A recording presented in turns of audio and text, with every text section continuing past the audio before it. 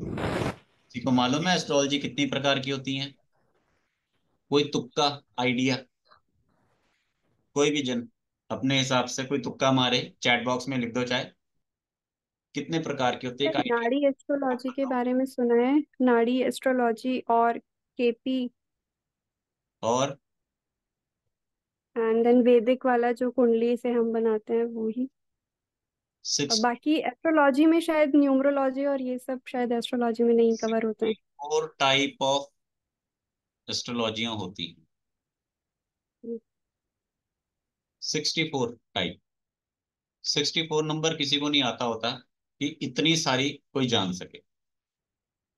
मैं सिर्फ आपको यहाँ पर ये बताना चाह रहा हूँ कि कितना ज्यादा वास्ट होता है और कितना ज्यादा इसमें से चीजें निकलती हैं। जैसे आप कोई पर्टिकुलर सब्जेक्ट पढ़ते हो, एग्जाम्पल के लिए आपके बच्चे पढ़ते हैं, खैर आपकी बात तो कहाँ से आएगी। जैसे आपके बच्चे पढ़ते हैं, आपके बच्चे पर्टिकुलर किसी भी एक सब्जेक्ट को पढ़ रहे हैं, तो आप देखते जाओगे आपके बच्चे धीरे धीरे जब आगे आगे आगे क्लास से करते हैं तो उनकी कितनी सारी बुक्स अलग अलग निकलती हैं। तो वो क्या है? ब्रांचेस, टाइप्स हैं, जो अभी नॉलेज है आगे चल के नहीं है। तो इस तरह से एस्ट्रोलॉजी में टाइप्स बहुत ज्यादा हो जाती है। ये 64 टाइप्स है, ये कहीं पर लिखा हुआ नंबर है। एक्चुअल में इतनी बुक्स अवेलेबल नहीं है और इतना डाटा भी किसी के पास नहीं है। बस ये है, जिसकी जितनी हिम्मत है वो उतना पढ़ पा रहा है, जिसको जो जिस तरह से सीखना है उस तरह से सीख पा रहा है। एक एस्ट्रोलॉजी ऐसी भी होती है, जैसे हस्तरेखा, हाथ का आपने देखा होगा, वो भी एक एस्ट्रोलॉजी, वो भी एक शास्त्र है। कई लोग सिर्फ नाखूनों से बताते हैं, कई लोग दांतों से बताते हैं, कई लोग पैर देख के बताते हैं, कई लोग कुंडली देख के बताते हैं, कई लोग चेहरा देख कर बताते हैं। तो वो सब अलग अलग उसकी ब्रांचेस हैं। बस अपना अपना समझना है कैसे। जैसे न्यूमरोलॉजी, न्यूमरोलॉजी भी इसी के बीच में से ही है, वो भी नंबर्स है। कई प्लैनेट्स देख के बताते हैं, तो कई उसमें से फिर आगे अलग अलग डिफरेंट डिफरेंट टाइप में। ठीक है। जैसे इसमें गोचर, गोचर को देख के एस्ट्रोलॉजी के बारे में बताना, वो भी एक एस्ट्रोलॉजी है। ठीक है। और कुछ लोग सिर्फ इसमें रिश्तेदारों की वजह से बातें करते हैं, कई लोग सिर्फ रिश्तेदारों की बातें करते हैं कि मेरा फलाना है, ये फलाना वो। तो वो भी एक तरह की एस्ट्रोलॉजी, जिसमें पर्टिकुलर एक सिंगल टॉपिक के ऊपर डिस्कशन हो। ठीक है। तो इस तरह से आपके अप्रोक्सीमेटली 64 तक के आपके पार्ट्स बन जाते हैं। ठीक है। ये मेरा बताने का सिर्फ मोटिव ये था कि बहुत ज्यादा वास्ट होती है, बस आपका पर्टिकुलर सेगमेंट क्या है ये आपको पता होना चाहिए।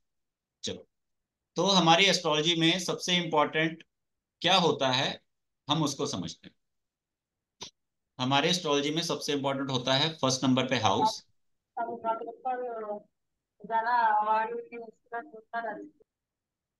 फर्स्ट नंबर पे हमारा जो सबसे इंपॉर्टेंट होता है वो होता है हाउस। सेकंड नंबर पे हमारा होता है राशि। थर्ड नंबर पे होता है हमारे प्लेनेट।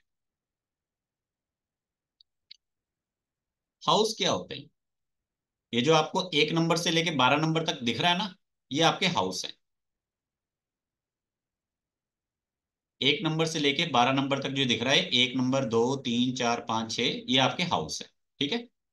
1 to 12 आपके हाउस होते हैं। क्लियर? अब सेकंड है हमारी राशि क्या होती है। आप सबको मालूम होगा कि आप न्यूज़पेपर में देखते हो राशि होती है, टीवी पे भी बताते हैं फलानी राशि का ये भविष्य है, फलाना ये, या जो भी है XYZ। अब राशि क्या है कि जैसे ये 1 नंबर लिखा है, तो 1 नंबर और इसके साथ में जो 8 नंबर होता है, उसकी राशि का जो मालिक होता है उसको बोलते हैं मंगल। और 1 नंबर राशि और 8 नंबर राशि का मालिक होता है मंगल। और 1 नंबर को मेष राशि बोलते हैं और 8 नंबर को वृश्चिक राशि बोलते हैं। कितने लोग हैं जिनको राशियों के नाम याद है या पता है?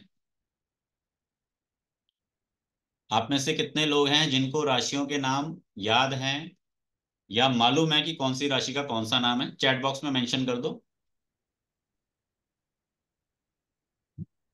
बिल्कुल। तो देखो, जिन्हें मालूम है वो आराम से सीखेंगे, जिन्हें नहीं मालूम तो उनके लिए ABCD है। तो ये ABCD तो देखो जी, जब हम स्कूल में बच्चा भर्ती करते हैं तो घर से सिखा के भेजते हैं। किसी को क्या ये गलत लग रहा है? आपने जब बच्चा पहली बार स्कूल भर्ती किया तो घर से ABCD उसको सिखा के तो कोशिश की ना कि हाँ बेटा ये ABCD ऐसे होता है। फिर हम स्कूल भर्ती करते हैं, और स्कूल अगर भर्ती कर भी दिया तो घर आके उसको ABCD हम सिखाते जरूर है। तो ये राशियां 1 से लेके 12 तक के नाम आपको खुद याद करने चाहिए। ठीक है, ये आपका खुद का एक होमवर्क होना चाहिए, खुद का एक इंटरेस्ट होना चाहिए। अगर ये आपने कर लिया तो आप एस्ट्रोलॉजी को आसानी से सीख सकते हो।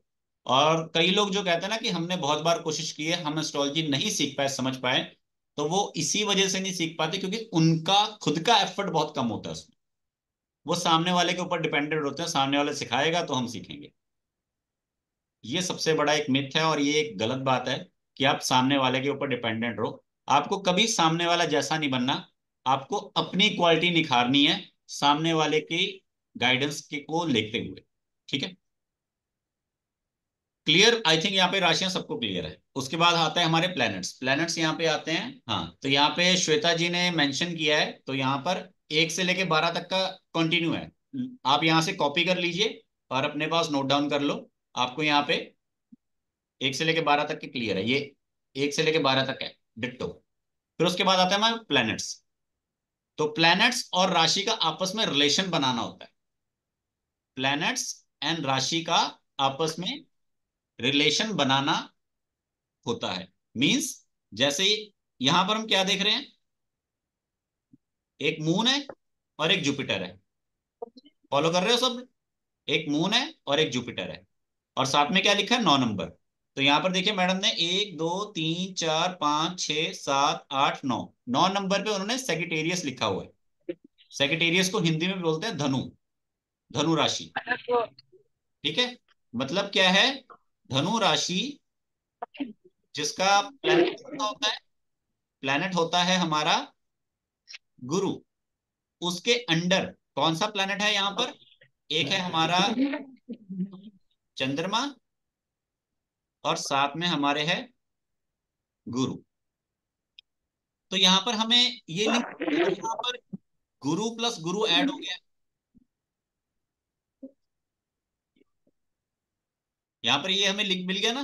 देखो कैमराज अगर ऑन रहेंगे ना, मेरे को शक्लें देख के समझ में आ जाएगा कौन कितना ध्यान से रख रहा है। मेरे को अब म्यूट करना पड़ता है क्योंकि फिर बीच में कोई ना कोई अपनी खिचड़ी बनाने लग जाता है, वो फिर बाकी लोग डिस्टर्ब होते हैं।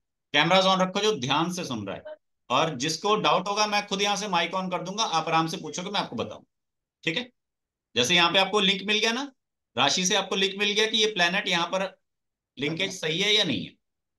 फिर उसके बाद यहां तक जितना समझाया इजी था, समझ में आया सबको? एक और एग्जांपल ले लेते हैं दूसरा। जैसे हमने ले लिया ये 4 नंबर। 4 नंबर क्या होता है, 1 2 3 4, 4 नंबर होता है। यहाँ पे लिखा है वर्गो लिखा है मैम। यहाँ पे 4 नंबर जो होती है वो आपकी कैंसर होती है। 4 नंबर जो होती है वो कर्क राशि होती है। ठीक है, यहाँ पे ऐसे 4 नंबर लिखा है, 4 नंबर होती है हमारी कैंसर यानी कि कर्क राशि। ठीक है, इसका जो ग्रह का मालिक होता है वो होता है हमारा चंद्रमा।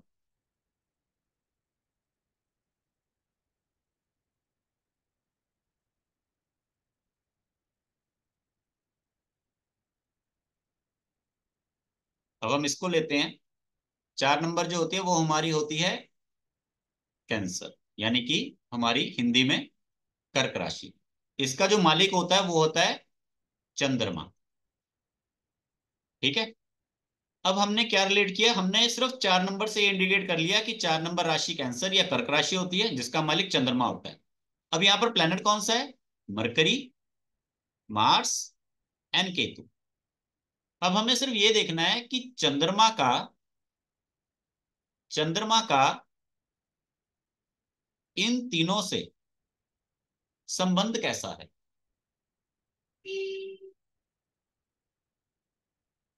लिंक मिल रहा है धीरे धीरे, कनेक्शन बन रहा है धीरे धीरे। आपको एस्ट्रोलॉजी में कुछ भी याद नहीं करना, आपको सिर्फ लिंक बनाना है। जैसे हम अखबार में एक आता था ना, रास्ता खोजें, तो हम क्या करते हैं, लिंक बनाते थे। लिंक बनाते जाओ, आपको रास्ता मिलता जाएगा। जहां तक आप लिंकेज बना सकते हो रास्ता मिल सकता है, आपकी प्रिडिक्शन ऑटोमेटिकली आगे बढ़ती जाएगी। कभी भी एस्ट्रोलॉजी में आपने ये नहीं सोचना कि सामने वाले को कोई दिव्य शक्ति होती है या फिर उसको याद होता है या पहले से पता होता है, ऐसा कुछ नहीं। 80% यहाँ पे लॉजिक वर्क करेगा, 20% आपकी इंटेंशन वर्क करेगी। इंटेंशन आपके अंदर तब आएगी जब आपके अंदर कॉन्फिडेंस आएगा। ऐसा कोई भी व्यक्ति एस्ट्रोलॉजी में अपनी प्रिडिक्शन तब तक नहीं एक्यूरेट दे सकता जब तक उसको कॉन्फिडेंस ना हो। और अगर आपको कॉन्फिडेंस आ गया, मैं कहता हूं आप बिना देखे चाहे झूठ बोल दें, चाहे आप बिना देखे अपने मन से बोल दें, वो भविष्यवाणी आपकी 80% तक सही हो जाएगी। पर आपके अंदर पहले विश्वास होना चाहिए। फिल्मों में भी दिखाते हैं ना, आपके अंदर अगर विश्वास है तो आप पानी पे भी चल सकते हो, विश्वास है तो कुछ भी हो सकता है। और अगर विश्वास ही नहीं है तो सामने पड़ी हुई रस्सी भी सांप नजर आता है। लॉजिक है नहीं है इन बातों में। विश्वास है तो सब कुछ है, विश्वास नहीं है तो हम किसी के घर का पानी भी नहीं पीते, अगर विश्वास नहीं है तो। और विश्वास है तो हम किसी को उधार भी दे देते हैं, या किसी को हम ये भी कहते हैं हमारे घर का ध्यान रखना। ठीक है, चलिए। तो यहां तक किसी को कोई दिक्कत परेशानी या कोई चीज ना समझ में आई हो? एकदम इजी लैंग्वेज में मैंने समझा है अभी तक, आई थिंक। किसी को कोई पूछना हो यहां तक में? Okay, clear. तो ऐसे करता हूं, पहले मैं आप सभी को नंबर्स क्लियर करवा देता हूं, ठीक है? क्योंकि आई थिंक मेरे को लग रहा है कि यहाँ पर कई लोग हैं जिनको अभी भी प्लैनेट्स क्लियर नहीं है। ठीक है, प्लैनेट्स एंड राशियां क्लियर नहीं है, तो पहले मैं आपको वो सब करवा देता हूँ, क्योंकि अगर वो एक बार कंसेप्ट क्लियर हो जाएगा तो आप सभी को भी आसान रहेगा।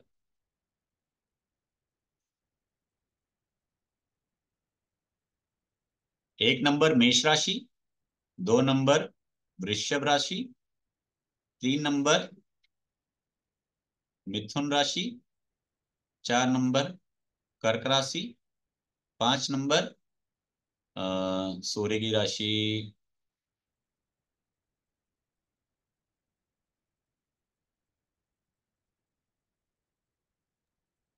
जेमिनी।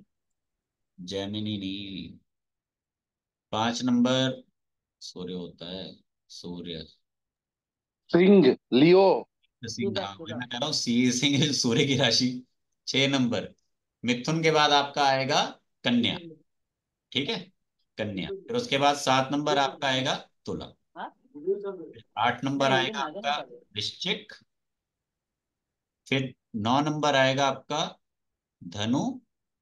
दस नंबर आएगा आपका मकर। ग्यारह नंबर आएगा आपका कुंभ।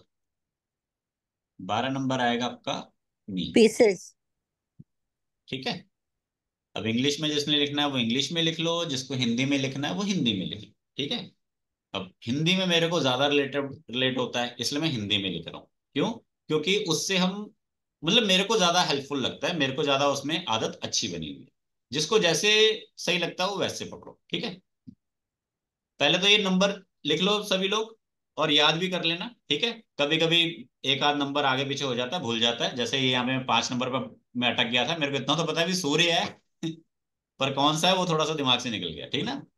सिंह होता है। ठीक है, ये तो हो गया हमारा राशि का पार्ट। उसके बाद आ जाता प्लेनेट का पार्ट। तो प्लेनेट में हमने क्या करना है? प्लेनेट में हम एक और आठ इक्वल टू मंगल बनता है। एक और आठ नहीं, एक और आठ, मतलब अगर एक नंबर है तो भी मंगल को रिप्रेजेंट कर रहा है, अगर आठ नंबर है तो भी मंगल को रिप्रेजेंट कर रहा है। दो और सात शुक्र को रिप्रेजेंट कर रहा है। तीन और छह बुध को रिप्रेजेंट कर रहा है। और इसके बाद चार हमारा चंद्रमा को रिप्रेजेंट कर रहा है। और पांच हमारा सूर्य को रिप्रेजेंट कर रहा है। नौ और बारह हमारा गुरु को रिप्रेजेंट कर रहा है। और दस और ग्यारह हमारा शनि को रिप्रेजेंट कर रहा है। ये सब लिख लीजिए, और इसको एक मतलब मेन पेज पे रखो, इंडेक्स पे। एक मेन आपका पेज होना चाहिए, इसको एक बार याद कर लो। इसको याद कर लिया, रिलेट कर लिया, आपका 30% काम खत्म हो जाएगा। और 30% आपको एस्ट्रोलॉजी का बेसिक जो कंसेप्ट होता है वो आसानी से क्लियर हो जाएगा। और अगर आपको यही याद नहीं होगा तो मैं कहता हूं आप चाहे एक महीना लगाओ, हफ्ता लगाओ, चाहे साल लगा लो, कुछ नहीं बनेगा। ठीक है, क्लियर? सबने ये नोट डाउन कर लिया? भाई कैमरे वालों, सब लोग अपने अपने कैमरास ऑन रखो, जो ध्यान से सीख रहे हैं, समझ रहे हैं, ठीक है। आधे लोगों के तो कैमरे एकदम से बंद हो जाते हैं, फिर मुझे भी तो पता लगना चाहिए ना कौन पढ़ रहा है, ध्यान से नहीं पढ़ रहा है, फिर बाद में आप बीच में से एकदम से सवाल पूछो तो पता होना चाहिए पहले। ठीक है। अब ये सारा आपने लिख लिया। लिख लिया, बहुत अच्छी बात है। अब नेक्स्ट स्टेप हमारा क्या है? नेक्स्ट स्टेप हमारा है प्लैनेट्स, हो गया, उसके बाद हमारा आता है हाउस। हाउस आता है ना। हाउस के बारे में आप सबको क्लियर है? या कोई ऐसा पर्सन जिसको हाउस के बारे में जानकारी नहीं है, जो भी मैंने बताया था कि हाउस क्या होता है, जैसे मैंने आप बताया था कि ये सब हाउस है।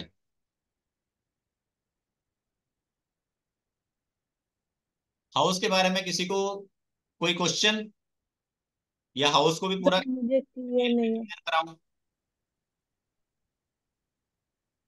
बोलो। सर मुझे क्लियर नहीं है। क्लियर नहीं है, हाउस के बारे में आपको नहीं मालूम, ठीक है। अभी जो बाकी हाँ। बताया वो तो क्लियर है ना। हाँ यस सर, वो क्लियर हो गया। और लिखा उसको। हाँ लिख रही हूँ सर। हाँ, क्योंकि बीच में से अगर मैं पूछ लूंगा तो फिर वो मुस्कुराना नहीं किसी ने। ठीक है। अगर मैं बीच में से पूछ लूंगा तो ये हंस के जवाब नहीं दे देना। वो पहले स्कूल के बच्चे ऐसे करते होते थे, नहीं तो वो इधर उधर देखने लग जाते थे, तो वो नहीं करना। हाउस जो होता है वो हमारा होता है एक तरह का डिपार्टमेंट। एग्जाम्पल के लिए आप सब लोग मॉल जाते हो, मॉल में 5 मंजिल है, 6 मंजिल है। टॉप फ्लोर पे क्या होता है? मूवी होती है। ग्राउंड फ्लोर पे क्या होता है? कोई इजी डे या कोई रिलायंस फ्रेश जैसा कुछ होता है, सुपरमार्केट टाइप होता है ना। फर्स्ट फ्लोर पे फिर क्या आ जाएगा? कोई कपड़े वगैरह हो गए। सेकंड फ्लोर पे क्या होगा? कोई जूते वगैरह आ जाएंगे। थर्ड फ्लोर पे क्या आएगा? कोई फलाना उसका स्टोर आ जाएगा। फिर उसके ऊपर फिर कोई और स्टोर आ जाएगा। तो ये डिपार्टमेंट्स बने हैं ना। ऐसा तो नहीं कि हम वहां जाते हैं और सोचते लग जाते हैं कि यार कहाँ पर होगा। अगर हमें एग्जैक्ट पता है कौन सी चीज कहाँ पर है, तो हम अपने आप को घूमेंगे नहीं पूरा, एग्जैक्टली सीधा वहां पहुंच जाएंगे। एक ऐसा आदमी जिसको यही नहीं मालूम कि मॉल में कौन सी चीज कहां पर है, तो उसको टाइम लगेगा ढूंढने में। सेम चीज आपके घर में, आपका बेडरूम, आपका ड्राइंग रूम, आपका वॉशरूम, आपकी रसोई, आपकी छत, आपको मालूम है ना कहाँ कहाँ पर प्लेस है और कहाँ कहाँ पे कौन सा रास्ता है, कैसे है। आपको ये सब चीजें मालूम होती है, इसीलिए आपको इजी होता है वो सब काम करना। मान लीजिए आपके बच्चे, अगर रसोई में आप कोई चीज बोल दो कि बेटा ये चीज ले आओ, और वो रसोई में ज्यादा आते जाते नहीं है, तो क्या आपको लगता है कि वो जल्दी से उस सामान को ले आएंगे या ढूंढ लेंगे? फील होता है ना ये चीज। या फिर सेम वही चीज मान लीजिए आपके हस्बैंड कई बार आपको कोई ऐसी बात बोल दें जो आपके रिलेटेड नहीं है, तो आप भी सोच में पड़ जाओगे कि यार मैं क्या करूं, मेरे को तो पता ही नहीं इसके बारे में कुछ। तो यहां पर जिस आदमी को इसकी जानकारी नहीं ना होती, वो हमेशा कंफ्यूज ही रहता है कि कुंडली में देखना क्या है, कहां से देखना है, कैसे सीखूं। ठीक है। ये इसीलिए इंपॉर्टेंट होता है। अब सबसे पहले हमारा फर्स्ट हाउस मीन्स हमारा बर्थ। 1 नंबर बर्थ हुआ ना। काउंटिंग में 1 नंबर सबसे पहले आता है। और जैसे मान लीजिए अगर मैं आपको पूछूंगा आपके कितने बच्चे हैं, आपको कि मेरे 4 बच्चे हैं, तो जो 1 नंबर वाला मतलब सबसे बड़ा, तो स्टार्टिंग तो उसी ने की, तो सबसे बड़ा। और स्टार्टिंग, और जो 1 नंबर स्टार्टिंग, जन्म। ठीक है। तो ये होता है जन्म। जन्म हो गया, और इसको साथ में हम क्या कहेंगे कि ये जन्म है हमारा, ठीक है। जन्म से रिलेटेड है, ये हमारा नेम है, ये हमारी पहचान है। ठीक है। और ये हमारा लाइफस्टाइल है, एक तरह से कह लीजिए। ठीक है। इसके अलावा ये हमारा तन है, ये हमारा मन है। जो कुछ भी हम सेल्फ की बात करते हैं ना, वो सब फर्स्ट हाउस हो। हालांकि हमारा जो टॉपिक है वो पास्ट लाइफ कर्मा है, तो इसमें सिर्फ हम पास्ट लाइफ से रिलेटेड चीजों के ऊपर ज्यादा फोकस करेंगे, लेकिन आपको हाउसेस के बारे में जानकारी होना बहुत जरूरी है। क्लियर। फिर सेकंड नंबर पे क्या आता है? सेकंड नंबर पे आता है तन और मन, इधर आ गया। अब क्या एक डायलॉग सुना हुआ है, तन मन धन। तो धन यहां आता है। ठीक है। तन मन के बाद धन यहां आता है। तन मन के बाद धन यहां आता है। धन। और जब बच्चा पैदा होता है, तो पैदा होने के बाद सबसे पहले कैसे पता लगता है पैदा हो गया?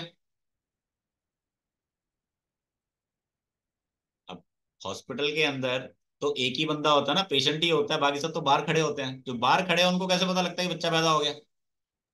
रोने की आवाज से। हाँ, तो रोना मतलब यहाँ पे रोना नहीं लिखना, वाणी, मुंह से जो बोल। ठीक है। जैसे कई लोग होते हैं उनकी बोलचाल अच्छी नहीं होती, तो कई लोग होते हैं उनका काम बोलने वाला होता है, वाणी। ठीक है। और उसके बाद देखो, एक बच्चा पैदा होता है अचानक से, वो जो लड़की होती है वो लड़की से लड़की नहीं रहती, माँ बन जाती। बाहर उसकी जो लड़की की माँ है वो अचानक से वो माँ नानी बन जाती, या उसका बाप जो है दूसरा वो नाना बन जाता। मतलब अचानक से ऐसे रिश्ते पैदा हो जाते हैं जो पहले थे ही नहीं, होते हैं, पहले थे ही नहीं। तो अब तीसरा नंबर पे क्या निकलता है? रिश्ता, रिश्ते, रिश्ते लिख लो, रिश्ता जो भी है बड़ा एक्स वाई जेड। ठीक है। तो ये कौन से रिश्ते हैं? फैमिली वाले। तो इन शॉर्ट हम यहाँ पर क्या फोकस कर रहे हैं? फैमिली। आपको जब डिपार्टमेंट्स पता लगेंगे तो आपको ये पता लगेगा मेरे को फोकस कहाँ रखना है। एग्जाम्पल के लिए, अगर मान लीजिए आपसे किसी ने पूछ लिया कि यार मेरे को वो पानी का जग नहीं मिल रहा, कहाँ रखा है, तो आप किचन में देखोगे, मैक्सिमम आप बेडरूम में देखोगे, या हो सकता है आप शायद स्टडी रूम में भी देख लो। पर उस जग को ढूंढने के लिए छत पे तो नहीं जाओगे ना, या गेट पे तो नहीं जाओगे, या टॉयलेट रूम में तो नहीं जाओगे। पता है ना कहाँ कहाँ पे हो सकता है, एक्सपर्ट मतलब कहाँ कहाँ पे हो सकता है, हमने दो तीन पॉसिबिलिटीज है। तो वो आपको पता होनी चाहिए कि कौन कौन सी पॉसिबिलिटी है, अगर पर्टिकुलर एरिया का सवाल है तो। ठीक है। देन उसके बाद हमारा थर्ड नंबर पे आ जाता है ये हिस्सा। अब थर्ड नंबर पे, अब जैसे अभी मैंने आपको बोला कि बच्चा, वाणी आपने अभी बोला रोता है, तो रोने के बाद अब चलो बच्चा पैदा हुआ, पैदा होने के बाद रोने लग जाता है। फिर 6 महीने बाद आपको क्या नोटिस होता है कि बच्चा 6 महीने बाद क्या करता है? रोना तो उसने शुरू कर दिया, वो तो रोने लग गया पहले दिन से। 6 महीने बाद आपको क्या मूवमेंट दिखती है उसमें? चलना शुरू करता है। क्रॉलिंग। रनिंग।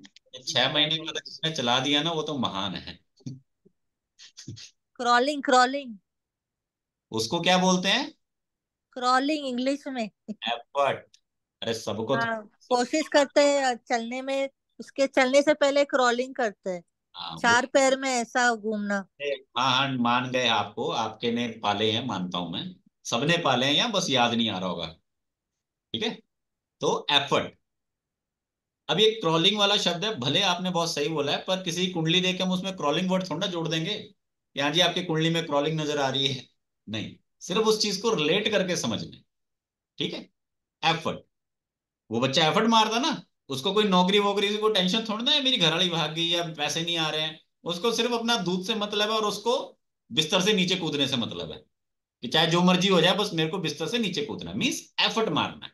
सीधा हूं तो मैं उल्टा हो जाऊं, उल्टा हूं तो मैं सीधा हो जाऊं, और थोड़ा आगे खसक जाऊं, बस एफर्ट। चाहे आप इसको 6 महीने का लगा लो, चाहे आप इसको 2 साल का लगा लो। तो 2 साल का लगा दोगे तो अब वो चल रहा है, पर चलते हुए बच्चे का क्या मोटिव होता है, मेन क्या उसका गोल क्या होता है? कि भाई मैं किस तरह से गेट से बाहर निकल जाऊं, जैसे ये सब निकलते हैं, ये सब निकलते हैं, मुझे नहीं जाने देते, मेरे को एक बार गेट से बाहर निकलना है, होता है। और जब वो गेट से बाहर निकलता है फिर वो कंफ्यूज हो जाता है कि कहाँ जाना है अब। बाहर निकलने का तो सोच लिया, अब आगे कहाँ जाना है ये कंफ्यूजन है। तो वो एफर्ट है। ठीक है। अब बच्चा अगर गेट से बाहर निकलेगा तो उसको क्या नजर आएगा सबसे पहले? आपके घर के राइट और लेफ्ट में क्या है? आपके घर के राइट और लेफ्ट में क्या है? कोई ये मत बोलना खाली प्लॉट है। पड़ोसी। हाँ, पड़ोसी। ठीक है। पड़ोसी। तो पड़ोसी आपका थर्ड हाउस है। और उस बच्चे का साथ देने वाला कौन है अब? दोस्त।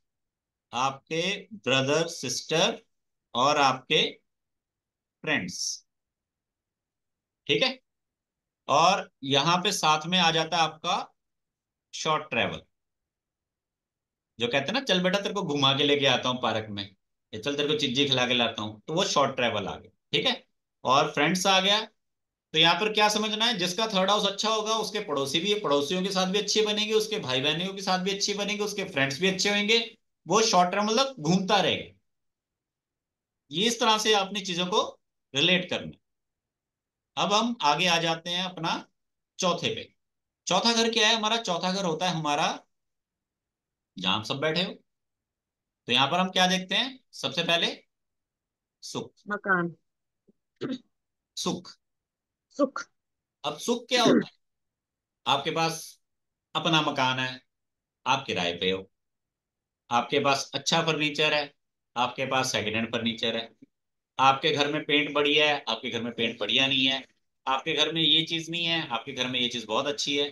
कंपैरिजन कर लेते हो आप किसी और से, और कहीं ना कहीं आपको दिखता है कि यार मेरे पास इतनी चीजें हैं नहीं।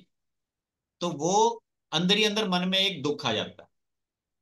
जिस आदमी के चौथा घर अच्छा होता है उसके, मैं ये नहीं कर रहा कि वो अंबानियों का घर हो जाएगा।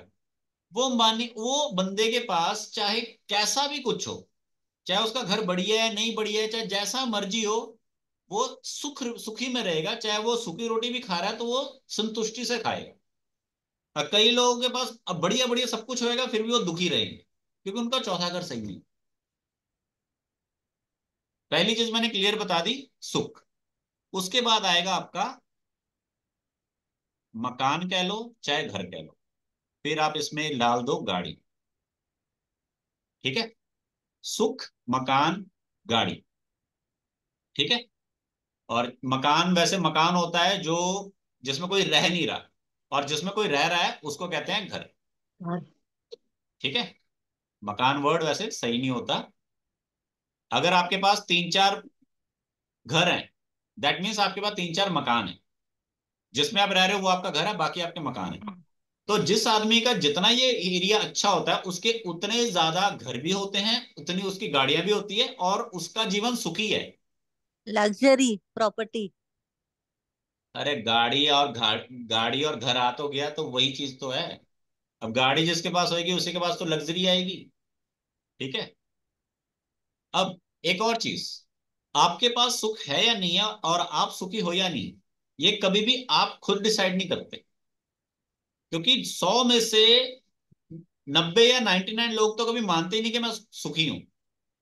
वो अपने आप को हमेशा दुखी मानते हैं, और वो कभी ये मानते ही नहीं कि मैं पैसा कमा रहा हूं या मेरे पास पैसा है। वो हमेशा अपने जेब खाली दिखाते हैं। ये दूसरे लोग आपको बताते हैं कि आप सुखी हो या नहीं, या आपके पास पैसा है नहीं, या आप कंपैरिजन में सही हो या नहीं। मेरी जानकारी में एक 60,000 रुपये तनख्वाह कमाने वाला आदमी भी ऐसे अपने आप को दिखाता है कि जैसे 10-15 हजार की तनख्वाह होगी, और बस जेब खाली है पहले दिन से। कहता है बस शुरुआत के महीने के शुरुआत के 4-5 दिन ही ठीक रहते हैं, उसके बाद तो कहते हैं हर रोज ही स्ट्रगल है। जबकि आप बताओ, क्या 50-60 हजार रुपये तनख्वाह कम होती है? काफी होती है ना। और कुछ लोग मैंने ऐसे भी देखे हैं जो मेरे ख्याल शायद महज 12-15 हजार रुपये कमाते होंगे, पर उनकी शक्ल पे बिल्कुल ऐसा स्ट्रेस नहीं फील होता मेरे को कि वो परेशान होंगे। ठीक है? तो सुख और जो दुख है ना, वो कभी भी आप खुद नहीं डिसाइड करते, वो कंपैरिजन दूसरे लोगों का ही पता लगता है। ठीक है? अब यहाँ पे जिसने लग्जरी लिखा है, कहा है, तो हम लग्जरी वर्ड को भी जोड़ देते हैं। बट ये लग्जरी वर्ड सबको नहीं मिलती, इसमें एडिशन और आना होता है। चलो, समझ में आ रहा है अभी तक सभी को? क्लियर हो रहा है ना सभी को? हाँ, यस कैमरा सर। ऑन रखो भाई, या कैमरे ऑन रहते हैं तो मेरे को पता लगता है। ऐसे तो पता नहीं लगता कौन सुन रहा है कौन नहीं सुन रहा। अब आ गया पांचवा नंबर। पांचवा नंबर जो होता है, ये होती है हमारी स्टडी। अब बच्चा बड़ा हुआ तो फिर उसको स्कूल भेजेंगे ना, पढ़ाएंगे। ये होगी हमारी स्टडी। स्टडी हमारी स्टार्ट हुई, तो जब हम स्टडी होते हैं उसके बाद क्या होता है? अब पहली बार यहाँ पे अगर लड़का है तो वो लड़की को देखता है, लड़की है तो वो लड़के को देखती है। इससे पहले तो घर में ही घूम रहे होते हैं ना, इससे पहले तो माँ बाप ही दिख रहे होते हैं या दादा ही दिखते हैं। लड़का लड़की तो दिखते ही नहीं, अपने बराबर का उसको कोई दिखता ही नहीं है, या पड़ोसी दिखते हैं ज्यादा से ज्यादा। तो यहाँ पे आपका जो लव का ट्रायंगल है वो भी स्टार्ट होने के चांसेस होते हैं। और फिर यहाँ पर टेंशन होती है, हाय मेरा बच्चा स्कूल चला गया, क्या हो रहा होगा क्या नहीं हो रहा होगा। ठीक है? तो यहाँ पर चाइल्ड को भी आप कंसिडर कर सकते हो। ठीक है? स्टडी हो गया, लव हो गया, चाइल्ड हो गया, यहां तक। ठीक है? एंड उसके बाद यहां पर आप कुछ हद तक इसको नॉलेज भी लिख सकते हो। अब नॉलेज और स्टडी में क्या फर्क होता है? स्टडी मीन्स जो मैं आपको पढ़ा रहा हूं, नॉलेज मीन्स आप इसको कितना समझ रहे हो। मैं सबको एक जैसा पढ़ा रहा हूं, यह है स्टडी। आप सब एक जैसा पढ़ रहे हो, यह है स्टडी। और आप में से कितने लोग इसको अच्छे समझ पा रहे हैं, यह है नॉलेज। देन उसके बाद आ जाता है छठा नंबर। अब छठा नंबर क्या कहता है? अब इतना सब कुछ हो गया तो बच्चे को एक खांसी जुकाम नहीं होगा कभी, वो कहाँ जाएगा? ठीक है, तो यहाँ पे आपका आ जाता है बीमारी, जिसको हम इंग्लिश में कहते हैं, हिंदी में रोग। फिर कर्जा और इलनेस। एनीमी लिख देंगे। और क्या बोला? इलनेस। इलनेस मतलब बीमारी। अरे रोग लिख तो दिया। हम्म। खांसी एक क्वेश्चन है, फिफ्थ हाउस में आपने बताया कि love relationship with child. Child का मतलब क्या? Child birth. अभी धीरे धीरे समझो, ठीक है ना। एक तो आपका कैमरा ऑन नहीं है तो मेरे को पता नहीं लगता है कौन बीच में से बोल रहा है। चलो आगे बढ़ते हैं। तो यहाँ पे रोग मतलब जो आपको खांसी जुकाम वगैरह लगता है वो स्टार्ट होता है। एनिमीज कुछ दुश्मन भी बन जाते हैं। और कर्जा मीन्स जो आप मोबाइल ले लिया, चलो 3 EMI लगा दी, ये टीवी भी EMI पे ले लिया, 2 क्रेडिट कार्ड भी ले लिए, चलने तो कोई दिक्कत नहीं है।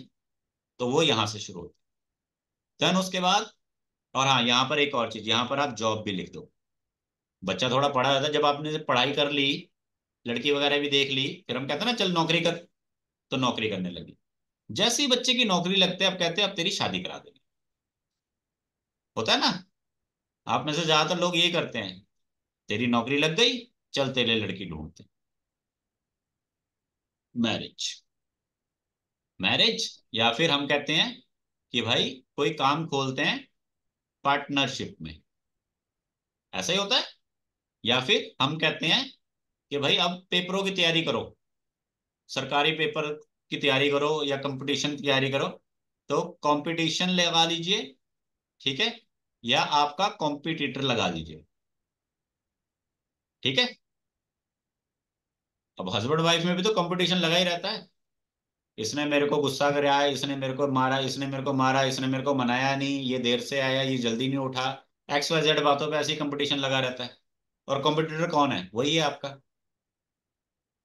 गेम खेलते हो, गेम बच्चे गेम खेलते हैं ना, उसमें एक आदमी इधर होता है एक इधर होता है, दोनों में आपस में लड़ाई होती है। तो जब शादी होती है तब भी दूल्हा इधर होता है दुल्हन इधर होती है, तो वो आपस में माला डालते हैं, उसके बाद फिर लड़ाई करते रहते हैं। तो वही सेवंथ हाउस है, कि जो भी आपके सामने है, चाहे वो अच्छे में है चाहे वो बुरे में है, चाहे वो साथ दे रहा है चाहे वो लड़ रहा है, वो आपका सेवंथ हाउस है। ठीक है, यहां तक क्लियर हो? देन उसके बाद आठवां आ जाता है। तो आठवां होता है हमारा, सबसे पहले इसे हम हमारी भाषा में ले लेते हैं ऑकल्ट। ठीक है, ऑकल्ट जो हमारा ये आध्यात्मिक ज्ञान होता है ये। फिर इसके बाद हम ले लेते हैं इसमें हमारा हिडन। हिडन मीन्स छुपा हुआ, जो चीजें छुपी हुई हैं। अब एक डायलॉग सुना होगा आपने ना, कि तुम पहले ऐसे नहीं थे, तुम बदल गए हो। या मुझे पहले पता नहीं था कि तुम ऐसे निकलोगे या ऐसे हो। तो वो जो पता नहीं है, वो जो हिडन है, पार्ट। या फिर एक लोग कहते हैं अच्छा ऐसा भी है, हमें तो पता ही नहीं था। एक वो जो अच्छा वाली फीलिंग होती है ना, अरे अच्छा क्या बात है, इतने पैसे हैं तुम्हारे पास, या इतना कर्जा है तुम्हारे ऊपर, ये वाली बीमारी है तुम्हारे को, या फिर फलानी जगह पे भी तुम्हारा घर है, अच्छा तुम विदेश भी घूम के आए हो, अच्छा तुम्हारा ये भी है वो भी है। मतलब जो कुछ भी छुपा हुआ है और पता नहीं है, वो सब हिडन है। जैसे आप में से हो सकता है कुछ लोग इस एस्ट्रोलॉजी क्लास लगा रहे हो और आपके रिश्तेदारों को मालूम नहीं है। कोई एक आध जरूर मुस्कुराएगा इस बात से, क्योंकि एस्ट्रोलॉजी सब्जेक्ट ही एक ऐसा है जिसे आप छुप के पढ़ते हो, बता के दिखा के नहीं पढ़ते। और अगर आपने इसको बताकर दिखाकर पढ़ा तो ये आपके कभी पल्ले नहीं पड़ेगा। अध्यात्म ज्ञान हमेशा गुप्त रह के ही मिलता है। गुप्त मीन्स हिडन। ठीक है, एंड इसके बाद ये डेथ का कारण भी बनता है काफी हद तक, ठीक है। एंड बाकी सब चीजें हम इसमें इतना नोट नहीं करेंगे, ठीक है, क्योंकि ये डार्कनेस होती है, ये हिडन चीजें। देन उसके बाद हम आ जाते हैं नाइन्थ पे। नाइन्थ जो है ये होता है हमारा ट्रैवल, ये होता है हमारा फादर का नाम, बाप का नाम, ठीक है।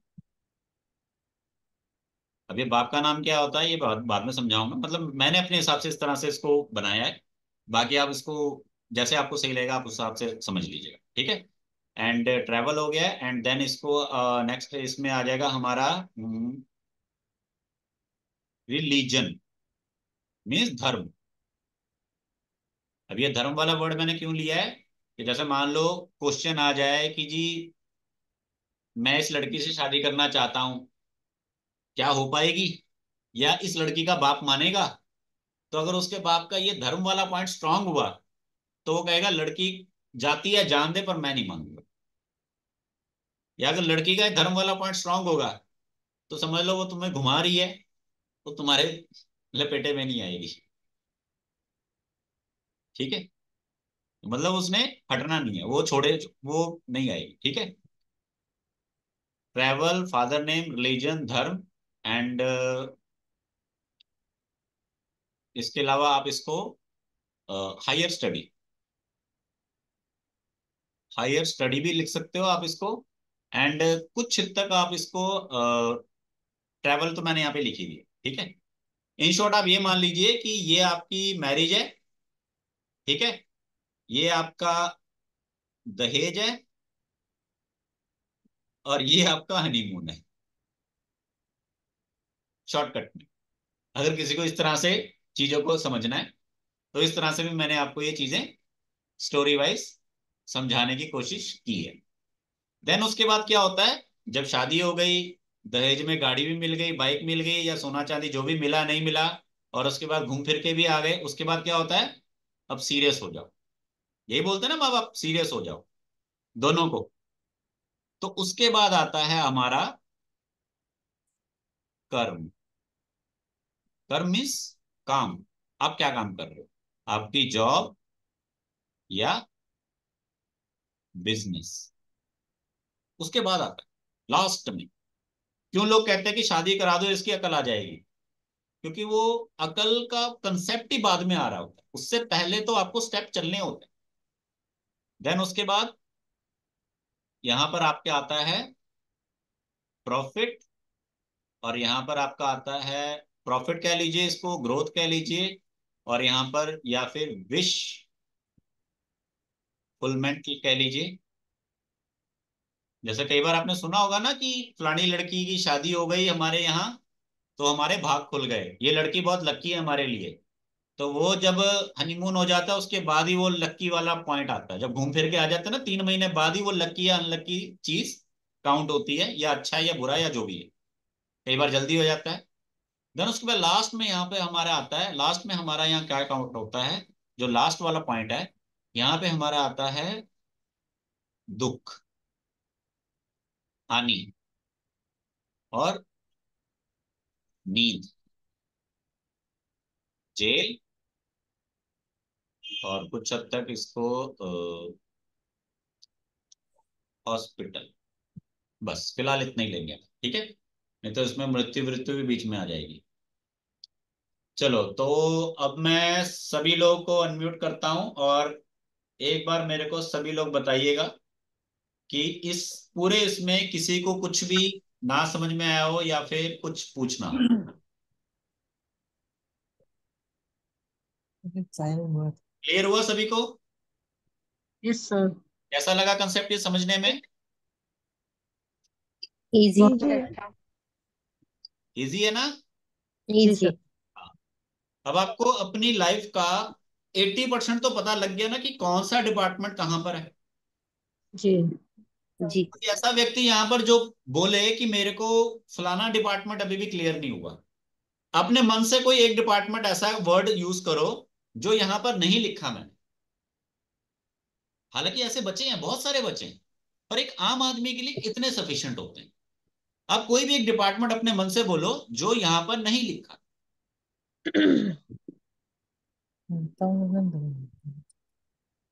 आपके पास सिर्फ 30 सेकेंड है, मैंने लंबा नहीं खींचना, मैंने आगे भी चलना।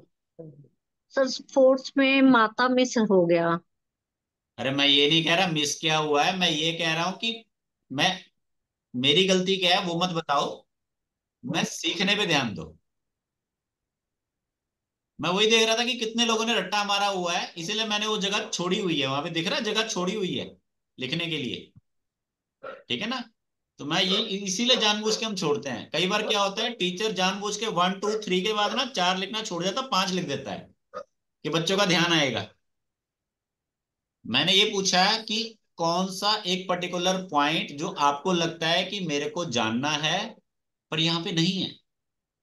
अब मैंने माता नहीं लिखा, सबको पता माता वहां पर आती है। जब मैंने वहां पे घर लिख दिया, सुख लिख दिया, तो घर के अंदर ही तो सब कुछ होता है। अब जिसकी जी माता है उसी को सुख है, जिसकी माता नहीं है उसको काय का सुख है। और जी घर लिख दिया तो घर के अंदर जो कुछ भी है। ठीक है? हाँ वो बात अलग है कि हाँ भाई किसी ने यहाँ पे डिवोर्स लिखा है, डिवोर्स नहीं लिखा जी। तो मैडम जी शादी लिखी हुई है तो शादी का ही उल्टा डिवोर्स होता है। अब यहाँ पर कोई कहेगा कि गाड़ी लिखी है, गाड़ी लिखी है, ऑटो नहीं लिखा, या गाड़ी पंचर नहीं लिखी, तो वो तो जवाब गलत हो जाएगा ना। ये गाड़ी लिखी, जहाज नहीं लिखा। अब एक खड़ी गाड़ी है, एक पंचर गाड़ी है, वो भी तो हो सकता है। चलो किसी के पास कोई भी है पॉइंट, कोई भी एक ऐसा पॉइंट जो आप जानना चाहते हो कि इसमें मिसिंग है, आपके दिमाग में कोई पॉइंट आ रहा है जो आपको लगता है इस पर्टिकुलर पॉइंट से क्वेश्चन क्रिएट होता है?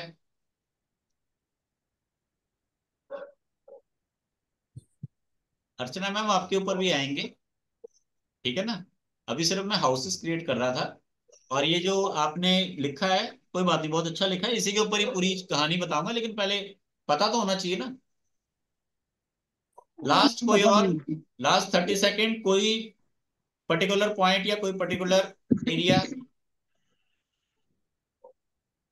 ये जो कर्मा है, excuse me, from the past karma we will get to know in that house which you said is karma. Copy paste नहीं करना, दूसरों का मत बोलो, अपने अपने दिमाग से अपनी सोच बताओ सिर्फ। किसी को किसी से नकल नहीं मान रही। ठीक है? सबको सर अपने दिमाग से सीखना और अपने दिमाग से बताना। सर 11 हाउस में सोशल सर्कल भी आएगा ना? सोशल सर्कल 11th हाउस, जोर से बोलिए।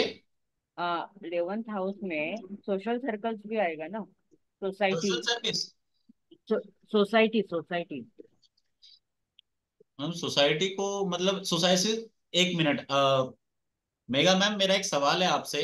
Yes sir. क्या आपने आज तक किसी एस्ट्रोलॉजर के पास सोसाइटी को लेकर कंप्लेन लेकर गए हो? नो। अपनी कुंडली से आपने कभी मतलब सोसाइटी को जानने की कोशिश की है? नो। क्या आपका ये सवाल रेलिवेंट है? ठीक है ना? तो इसीलिए मैंने पूछा है, क्योंकि देखो जब तक आप सवाल नहीं करोगे आपको यही नहीं पता लगेगा कि आप सही जा रहे हो या गलत जा रहे हो। आपको यहाँ पर किसी को भी यहाँ पर ना बुरा नहीं फील करना कि यार मैंने एक ऐसा सवाल पूछा। नहीं, गलत पूछोगे तभी तो सीखोगे।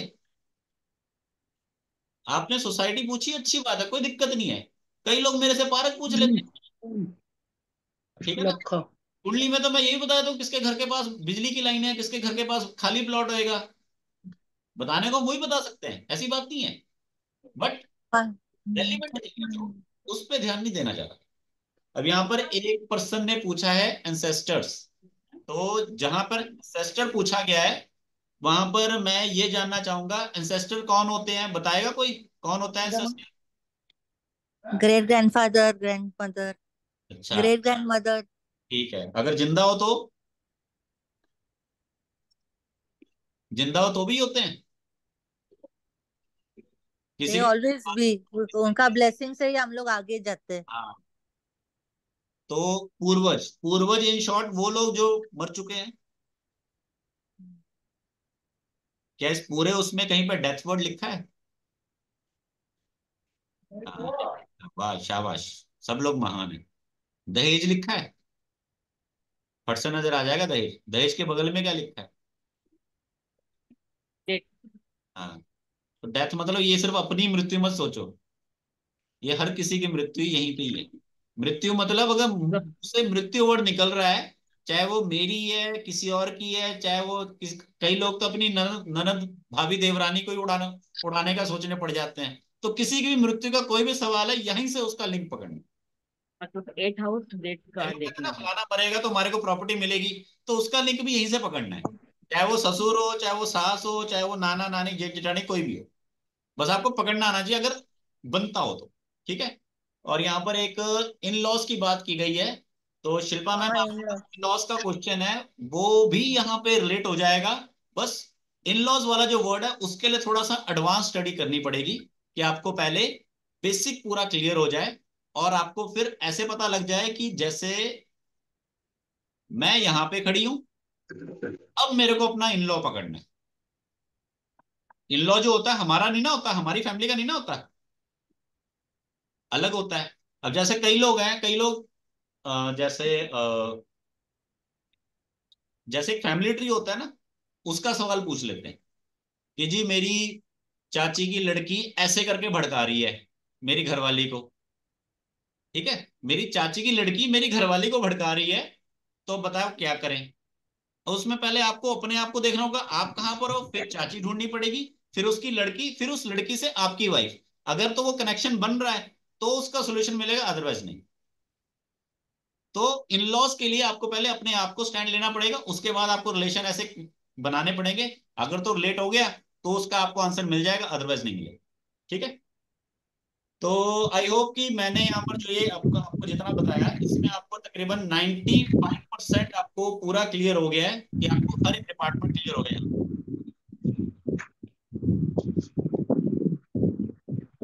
मैम ये टाइम फॉल मेरे को समझ में नहीं आया, what is the meaning of time fall?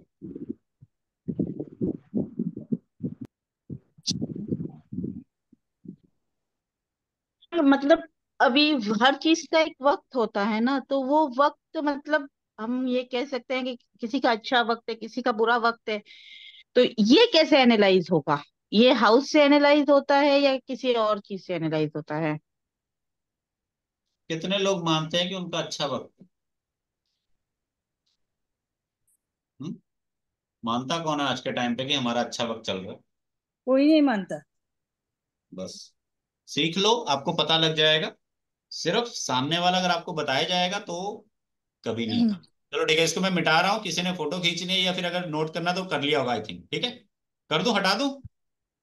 एक सेकेंड सर, अगर आपको आपके इन लॉज से अरे कुछ मैं हटा दूं, तकलीफ हो रहे हटा दूं। और हम लोग को जानना है कि कब तक हम लोग को ऐसा ही सहन करना पड़ेगा, तो how which house we will check for the in laws का आगे प्रॉब्लम। उसके लिए सीखना पड़ेगा, ठीक है ना, या फिर अकेले आप ही के बारे में बातचीत हो और बाकी लोग ना हो, ये जरूरी है। ठीक है, नहीं तो यहाँ पे सब लोग अपने अपने रिश्तेदार लेके बैठ जाएंगे। चलो, अब आ गया हमारा टॉपिक पास्ट लाइफ के ऊपर। ठीक है, पास्ट लाइफ टॉपिक होता है, उसमें दो पहलू हैं। पहला, एक अच्छी लाइफ, दूसरा एक बुरी लाइफ। दो ही पहलू है ना, एक अच्छी लाइफ, एक बुरी लाइफ।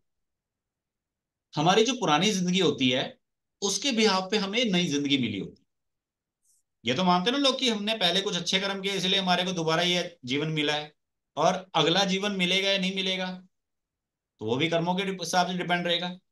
अब वो कैसे पता करना है, उसको हम यहाँ पर फोकस करते हैं। तो जहां पे मैं आपको स्टार मेंशन कर रहा हूं, वो डिपार्टमेंट आपके अच्छे कर्म की तरफ फोकस कर रहे हैं। ठीक है, और जहां पे मैंने क्रॉस लगाया है, वो डिपार्टमेंट आपके नेगेटिव कर्म को फोकस कर रहे हैं।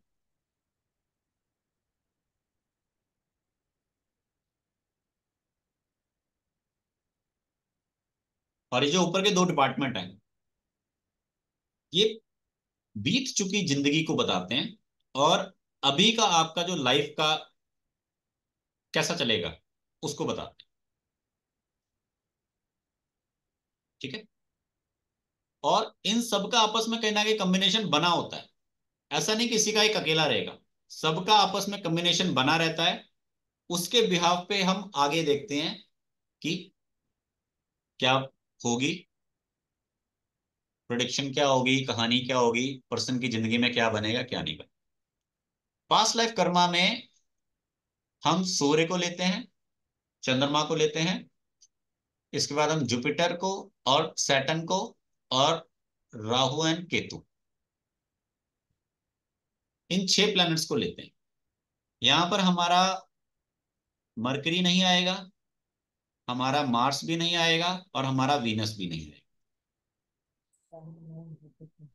ये नहीं आते पास्ट लाइफ कर्मा में, मतलब या नहीं आते या बहुत कम आते। ठीक है। और पास्ट लाइफ कर्मा एक स्पेशल टॉपिक होता है, क्योंकि कुछ लोग जो काफी लंबे समय तक परेशान रहते हैं, वो इसी वजह से परेशान रहते हैं। ठीक है। अब जैसे इस हॉरोस्कोप में अगर हम एग्जांपल दें, इस हॉरोस्कोप में आपको क्या दिख रहा है? 6th हाउस यहाँ पे क्लियर है, ठीक है। 8th हाउस भी यहाँ पे क्लियर है, कोई दिक्कत वाली बात नहीं। 6th भी क्लियर है, 8th भी क्लियर है। 6th में भी कोई प्लेनेट नहीं है, ये प्लूटो और यूरेनस यूरेनस है, इनको नहीं नाम मानते। और नेपच्यून भी ठीक है, ठीक है। और इसमें ये दोनों क्लियर है। उसके बाद हम ये देख रहे हैं 12वें हाउस में कोई प्लेनेट नहीं है, वो भी खाली है। और जो इंपॉर्टेंट प्लेनेट है उसमें हम क्या देख रहे हैं? लगन खाली है, 5th हाउस खाली है, और हमारे 9th में जुपिटर एंड मून है, ये इनका अच्छा है। राहु 10 में, ये भी अच्छा है। और ये वाला जो डिपार्टमेंट है 4 नंबर का, ये गड़बड़। क्यों गड़बड़ है? तो उसका जो पहला कारण है वो ये कि किसी भी जगह पे अगर आपके 2-3 प्लेनेट इकट्ठे हो जाते हैं ना, और अगर उनके आपस में दोस्ती नहीं है, तो काम गड़बड़ हो जाएगा।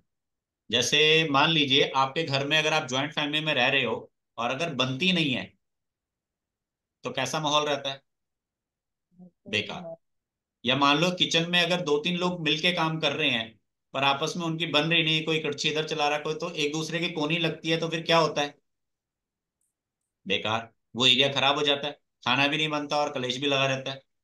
तो ये मतलब एरिया है पूरा एक बॉक्स, उसमें प्लैनेट्स का ज्यादा होना अच्छी बात नहीं है।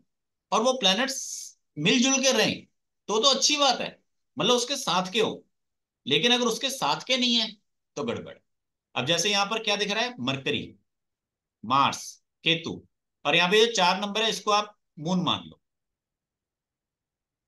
इसको आप मान लो मून। ये समझ लो कि यहाँ पर मून भी बैठा है। तो मून जो है वो मरकरी के साथ सेट नहीं होता।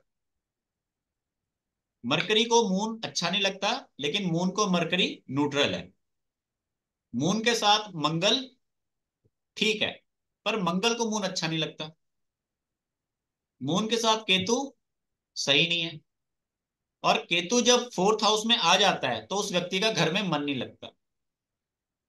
केतु जब चौथे घर में चले जाता है तो उस व्यक्ति का घर में मन नहीं लगता। पर हाँ, बिजनेस में वो आदमी हमेशा घुसा रहता है और बिजनेस उसका ठीक रहता है।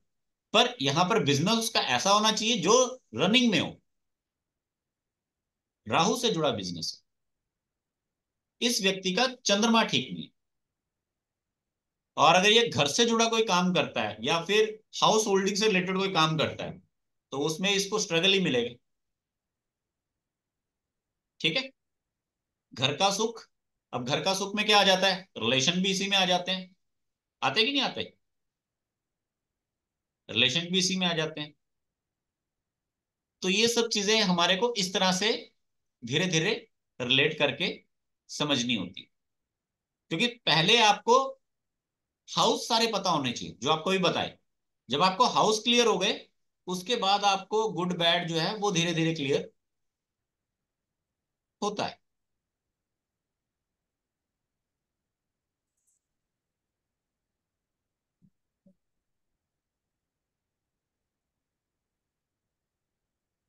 अह, चलो,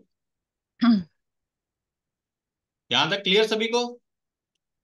एक क्वेश्चन पूछनी थी. If the Mercury and Moon together is not good because Moon does not like Mercury, so you will have to do the remedy for Mercury का remedy भी और चंद्र का remedy भी करना है उस घर को सही करने के लिए. आपको रेमेडी कौन सा करना है ये मालूम है? जी नहीं.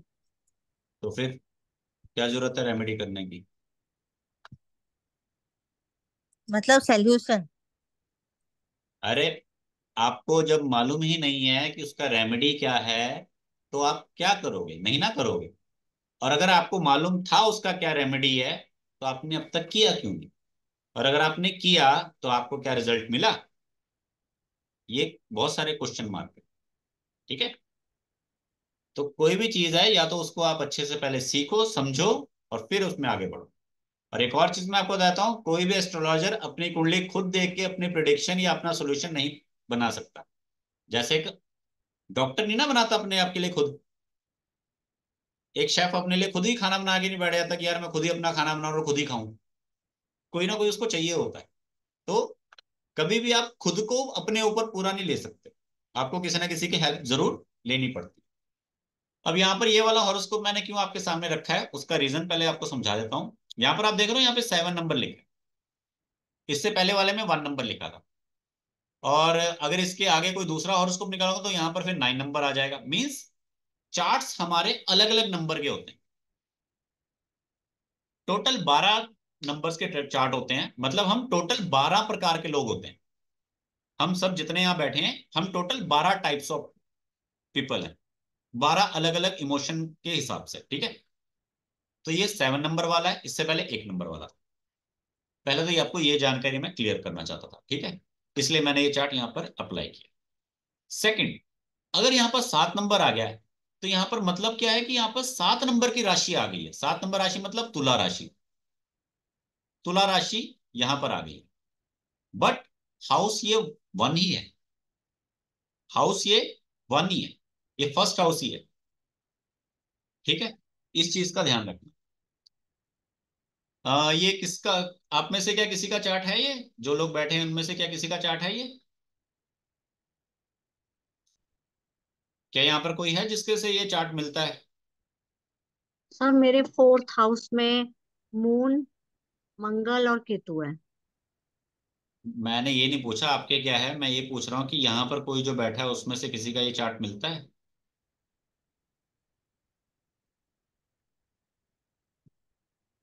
नहीं मिलता। ये चार्ट नेहा नाम की लेडी ने भेजा था, बट उनका नहीं मिल रहा। कोई बात नहीं। आपने क्या बोला मैडम? आपके क्या है 4th हाउस में?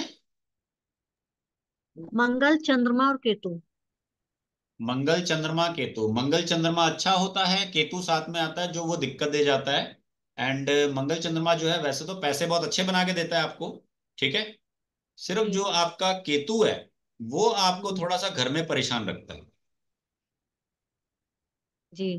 ठीक है। हाँ पैसे जी। बहुत है आपके पास, पैसे की कमी नहीं है, बस रिश्तों की कमी है। ठीक है सर। और आई थिंक आपका चार्ट मेरे पास नहीं आया था। आप पेड में नहीं हो आई थिंक शायद। नहीं सर। आपका पेड, हाँ ठीक है ना। बस इतनी मेन ये जानकारी, क्योंकि देखो, या तो आप ग्रह पकड़ लो, ग्रह कहाँ पे है, या तो आप ये पकड़ लो कि मेरे को देखना क्या है, एरिया। जी ठीक है ना। जैसे आपने, जैसे भी मैंने जो डिपार्टमेंट्स बोले, तो आपको पर्टिकुलर सवाल क्या था?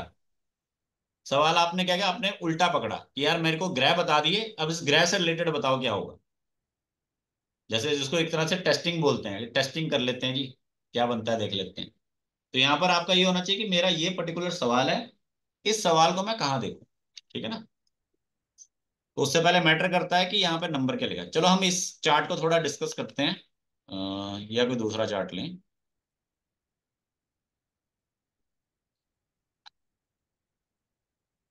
ये चार्ट भी, यहाँ पे भी कुछ नहीं है।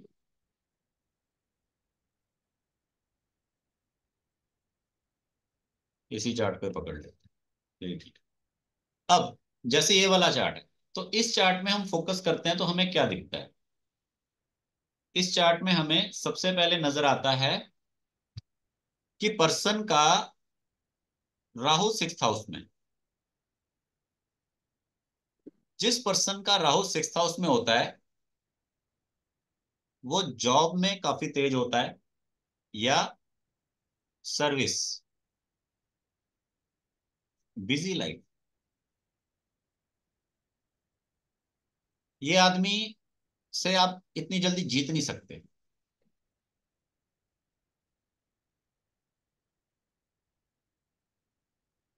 कैलकुलेट माइंड, ठीक है। अब इसका पास्ट लाइफ कर्मा हमने एक तरह से इसको जोड़ने की कोशिश करनी है। तो पास्ट लाइफ कर्मा में क्या होता है, जब आपका राहु आपके साथ लिंक में आ जाता है ना, जब राहु आपका लिंक में आ जाता है तो आपके पास क्वालिटीज तो बहुत आ जाती हैं, डिसक्वालिटीज ये आ जाती है कि आप किसी के अंडर नहीं रहते। अहम आपके अंदर आ जाता है, अहम अहंकार आपके अंदर आ जाता है, और यहाँ पे आप अपने स्टाफ की या अपने से बड़ों की या रिलेशनशिप में हस्बैंड की, वाइफ की, सास ससुर की, एक्सवाइजेड किसी ना किसी की बात नहीं मानते, चाहे वो सही है चाहे गलत, ठीक है। देन उसके बाद हम क्या फोकस करते हैं, 5वें नंबर पे गुरु है। गुरु यहाँ पर एजुकेटेड बनाता है, बहुत अच्छी नॉलेज वाला बना देता है। पहले तो राहु ने यहाँ पे अहंकार दे दिया, अब गुरु ने एजुकेशन दे दी, तो जो कुछ ज्यादा पढ़ लिख जाता है तो उसको तो और ज्यादा हो जाता है, मैं ही हूं जो हूं, ठीक है। फिर उसके बाद यहाँ पर सूर्य और बुध, 5 नंबर लिखा हुआ साथ में, सूर्य अपने घर में है, 5 नंबर सूर्य होता है, सूर्य यहीं पे है, और ये प्रॉफिट वाली जगह है। यहां पर क्या होता है कि आपको फादर का सपोर्ट पूरा मिल जाता है, फादर का सपोर्ट, एंड आपके पास प्रॉफिटेबल होते हो आप, मीन्स कि आपके पास कहीं ना कहीं से पैसा है, सिर्फ बुद्धि नहीं है। बुद्धि क्यों नहीं है, क्योंकि राहु स्ट्रांग हो गया, ठीक है। और देन उसके बाद हम क्या देखते हैं, प्लैनेट्स मैक्सिमम कहां पर, हमने प्लैनेट्स ही देख लेते हैं। उसके बाद हम क्या देखते हैं, ये 7 नंबर लिखा है, 7 नंबर क्या होता है, शुक्र। 7 नंबर तुला राशि होती है ना, तुला, तुला होती है 7 नंबर, 7 नंबर का मालिक कौन होता है, शुक्र। शुक्र कहाँ है हमने देखा, शुक्र कहाँ है भैया, ज्यादातर तो मैडम ही है यहाँ पे, भैया तो है ही नहीं कोई। तो मैडम जी शुक्र कहाँ पे है, शुक्र अपने घर में। अब एक बात बताओ, आप अपने ही घर में हो तो कैसा फीलिंग आएगा, बढ़िया फीलिंग आएगा ना। और एक वो डायलॉग सुना है कि मेरी गली में आना तब तेरे को बताऊंगा। अब अपनी गली में क्या होता है, अब यहाँ पर घमंड और बढ़ जाएगा, अब यहाँ पर क्या हो जाएगा, यहाँ पर हो जाएगा ये सेल्फिश हो जाएगा। अब जब इतनी सारी आपके अंदर क्वालिटीज भर जाती है ना, तो आपको तो कुछ नजर ही नहीं आता कि मेरे से ऊपर कोई है। तो ऐसे में आप बताओ कि क्या घर बार चलेगा, मिटा दो इसको सबको, ठीक है, ठीक है। और इसके ऊपर भी अगर कुछ देखना हो तो इसके ऊपर हम क्या देखते हैं, जो एक और इंपॉर्टेंट पॉइंट, कि शनि को देख लेते हैं हम, कि शनि कहां पर है, या हम चंद्रमा को देख लेते हैं, चंद्रमा कहां पर है, ठीक है। अब शनि जो है वो है यहां पर, और चंद्रमा भी यहीं पर है। शनि और चंद्रमा क्या दोनों अच्छे होते हैं,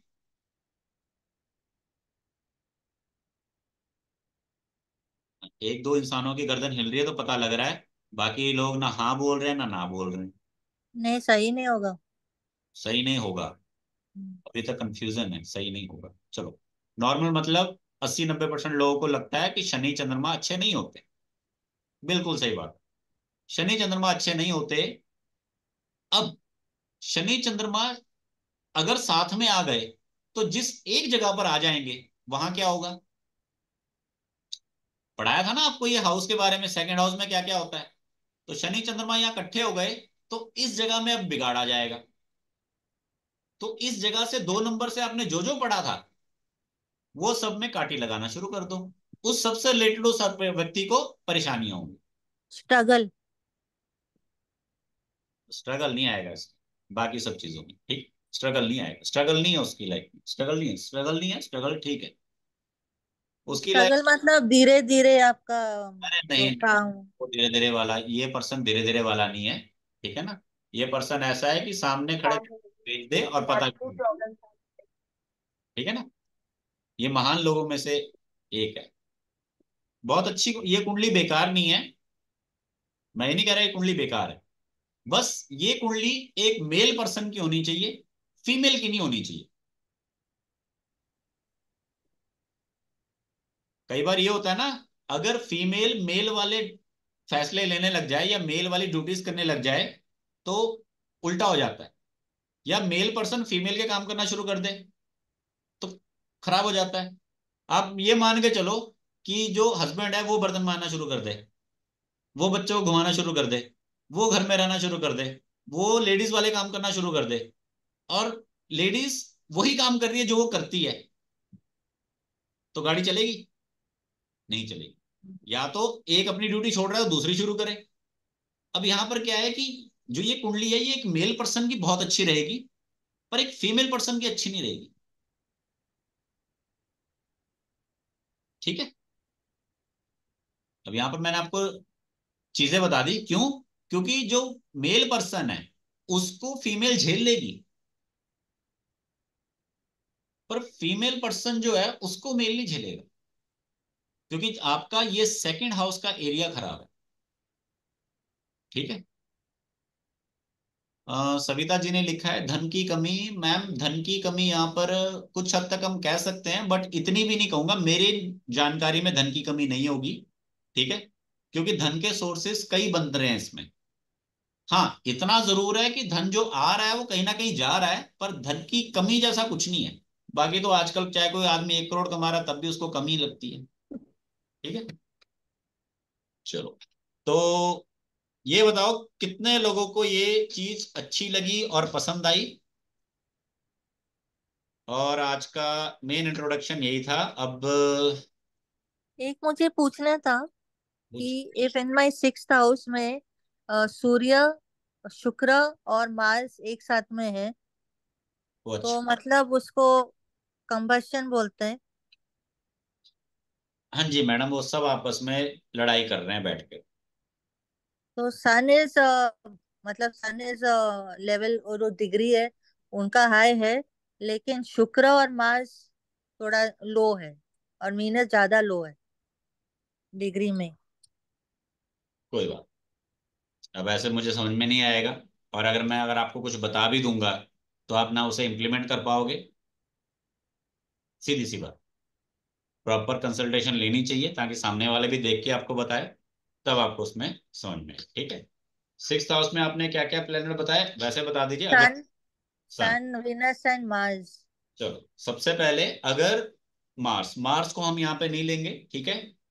और वीनस को भी हम यहाँ पे नहीं लेते हैं पास्ट लाइफ कर्मा में, हम सिर्फ सन को लेते हैं। तो जिस व्यक्ति की भी कुंडली में सिक्स्थ हाउस में अगर सूर्य बैठा होता है जी। तो उसकी लाइफ में जॉब और इनकम से रिलेटेड हमेशा परेशानियां रहती हैं। और वो जॉब और इनकम से परेशानियां कब दूर होती हैं? जब उसके घर में लड़का पैदा होता है, और जब वो पैसे खर्च करवाएगा आपके, तब जाके आपकी परेशानियां खत्म होंगी, या तो एक नई परेशानी आएगी, तभी तो पुरानी। वापस बोलिए क्या बोल रहे हैं, जो इनकम। लिखा हुआ सामने पढ़ लीजिए, पढ़ा जा रहा है सबको? जी। ठीक है।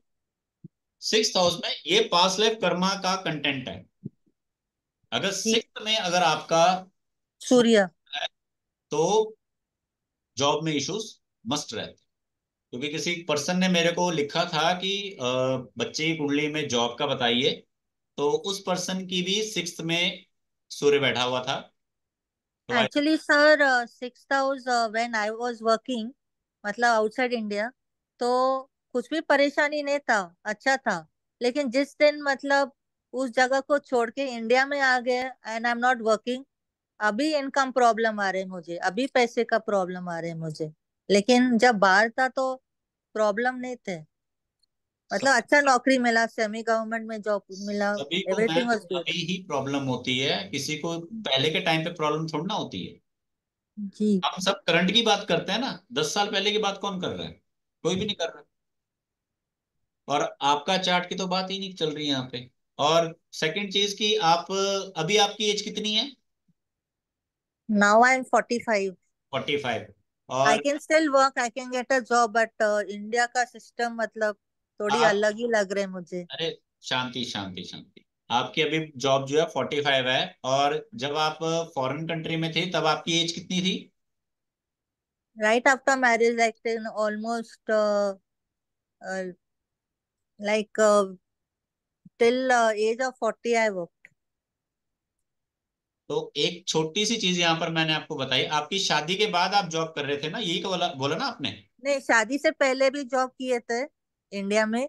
और शादी के बाद तुरंत हम लोग का शादी हो गया, तुरंत हम लोग दुबई चले गए। तो वहां क्या रहे नहीं अच्छे से? वहां पे तो अच्छा जॉब था, पेप्सी कंपनी में काम किए और मर्सिडीज बेंज में काम किए। शादी के कितने टाइम बाद आपको बच्चे हुए? शादी मतलब आफ्टर 2 इयर्स। तो मैं यहाँ पर क्या समझाने की कोशिश कर रहा हूँ, बाकी सब लोगों को समझ में आ रहा है जो ये पहला कंटेंट लिखा है? जी सर।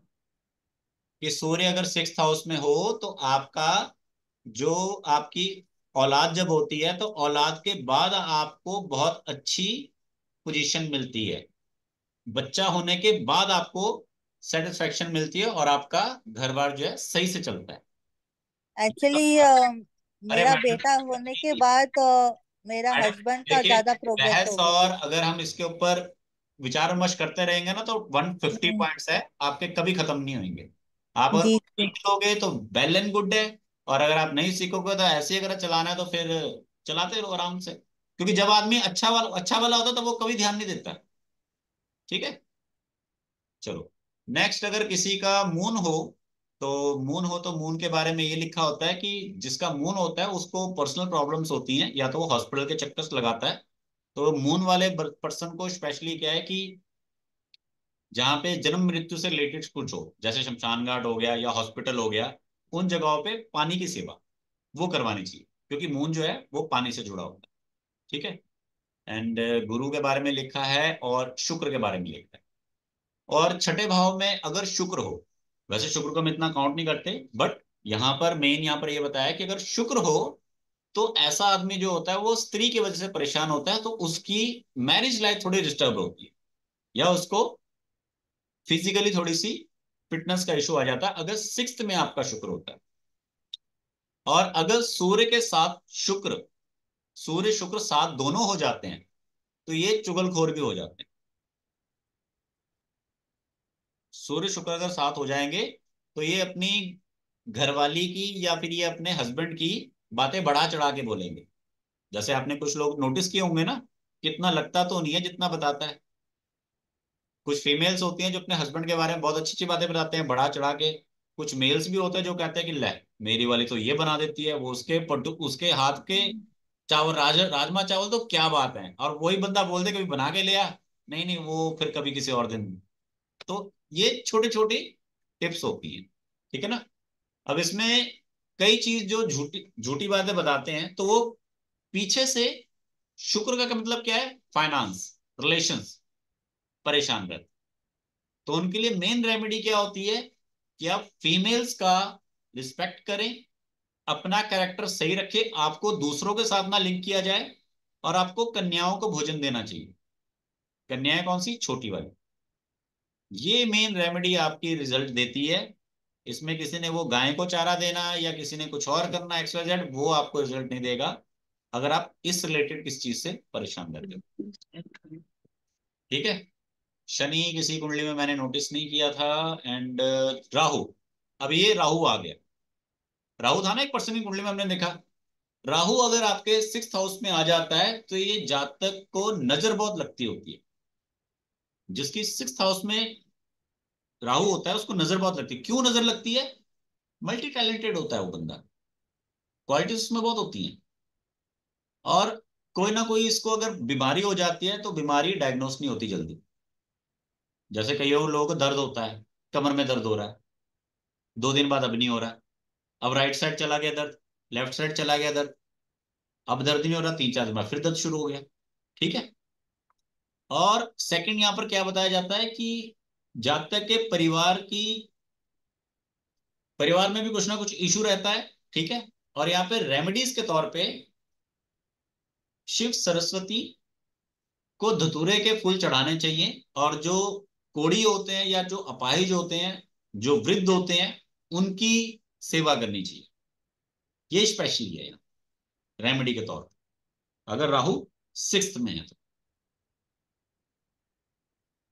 ठीक है। 1 second, sir. If the Rahu, Mangal and Guru is in the 5th house, तो रेमेडी करना है राहु का। मैंने 6th की बात बोली है, 5th की नहीं बोली। नहीं नहीं, आपने बताया ना राहु के रेमेडी जो है, जो रेमेडी अभी आप बता रहे राहु का 6th हाउस, हाँ तो जी क्या वो राहु का 5th हाउस का भी सेम रेमेडी रहेंगे? मैडम, आप जब जॉब करते थे आप अपनी चेयर पे बैठते थे या किसी और की भी चेयर पे बैठ जाते थे? डिपेंड्स, अगर ट्रांसफर मिला तो बैठ जाएंगे ना दूसरे के चेयर में। पर वो गलत है ना कि सही है? बोले एक्चुअली का प्रमोशन है ना, मतलब। यहाँ प्रमोशन थोड़ी ना कर रहे हैं, जो जिस जगह का है वो वहीं पर ही रहेगा। ऐसा नहीं कि राहु 6th का है तो रेमेडी कर दो और 5वें का है तो भी रेमेडी कर दो, नहीं। सबको अलग अलग जगह बनाई हुई है। स्टार्टिंग में जब मैं समझा रहा था तो मैंने हाउस इसीलिए समझाया। ठीक है।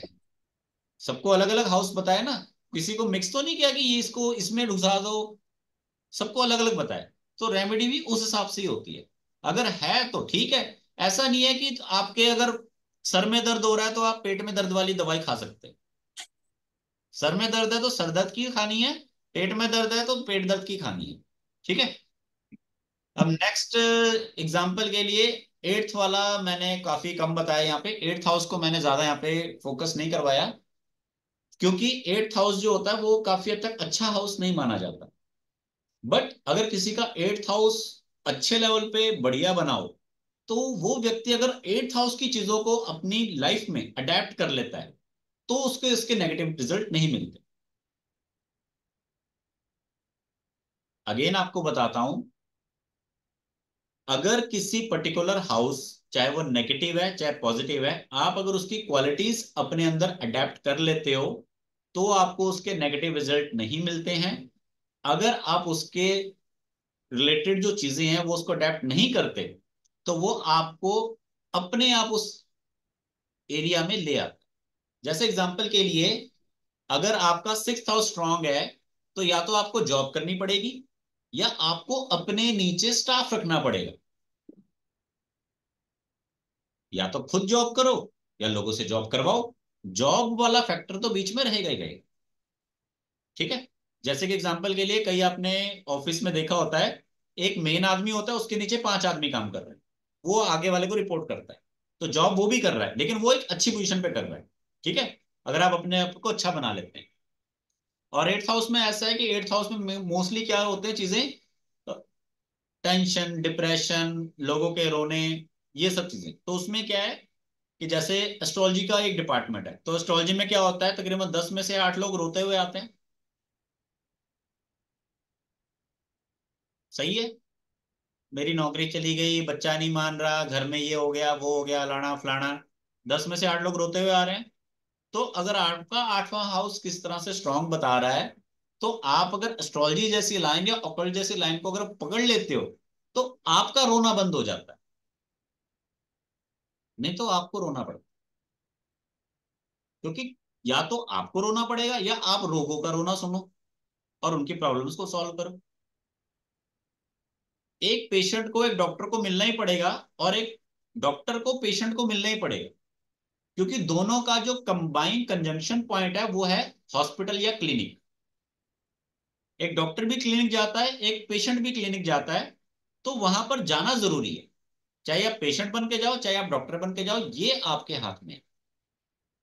तो अगर आप किसी पर्टिकुलर चीज की क्वालिटीज को अडेप्ट नहीं करते तो आपको उसका एक विक्टिम बनाकर वहां पर पहुंचना पड़ता है। ये है मेन पास्ट लाइफ कर्मा का सार। कि किसी ना किसी तरह से हमारे कर्म हमारे जीवन के साथ जुड़ जाते। बाकी पीडीएफ फॉर्म में आप सबके लिए मैंने बढ़िया से बनाया हुआ है, ताकि आप आसानी से आराम से इसको पढ़ के रिलेट कर सको कि उसमें क्या आएगा और उसका क्या सोल्यूशन हो सकता। ठीक है, चलिए आज के लिए फिलहाल इतना ही। और अब हमारी जो नेक्स्ट क्लास होएगी वो हमारी होएगी परसों, शायद परसों ही होगी ना, शायद आई थिंक शायद परसों है। तो परसों की क्लास में जो लोग रजिस्टर्ड हैं उनको परसों मिलेगी क्लास, और ये रिकॉर्डिंग भी वहीं शेयर होगी। तो ये बताइए आप सभी लोगों को कैसा लगा, क्लास कैसी लगी, एस्ट्रोलॉजी कैसी लगी, पास्ट लाइफ कर्मा का कंटेंट कैसा लगा। वन बाय वन जितने लोगों ने ध्यान से सुना सीखा समझा है, और जो लोग भाई हो गया चलो पिक्चर खत्म घर चलते हैं खाना वाना खाते हैं सोते हैं, वो जा सकते हैं, उनको मैं कुछ नहीं कहूंगा। ठीक है ना। और जिन लोगों ने ध्यान से सुना है सीखा है समझा है, वो लोग एक एक करके अपने विचार दे सकते हैं कि आपको आज का सेशन कैसा लगा, वन बाय वन। सबसे पहले अनुपमा मैम आप बताइए आपको कैसा लगा आज का सेशन। सर बहुत अच्छा लगा, बहुत कुछ सीखने को मिला, जैसे रेमेडीज भी मिली है प्रॉब्लम के साथ साथ, ये बात अच्छी लगी। तो आगे सीखने का विचार है आपका भी। सर अभी नहीं है, पहले मैं आपसे एक बार प्रोडिक्शन लूंगी। गुड। यहाँ पे सविता जी ने भी लिखा है कुछ कुछ समझ आ रहा है, कुछ कुछ ही समझ आना जरूरी है। जी मेगा मैम आपने हैंड रेस किया है। या थैंक सर यू मुझे अनुपमा मैम। बहुत अच्छा था क्लास। मैंने तो ऑलरेडी आपका क्लास ज्वाइन किया हुआ है। मैं पेड ग्रुप में ही हूँ आपके। कल का सेशन में अटेंड किया था मैंने। बहुत अच्छा लगा। जो आप 6 हाउस का सन का बोल रहे हैं वो मेरा ही है। मैंने मेडिका मैंने भेजा था आपके ग्रुप में।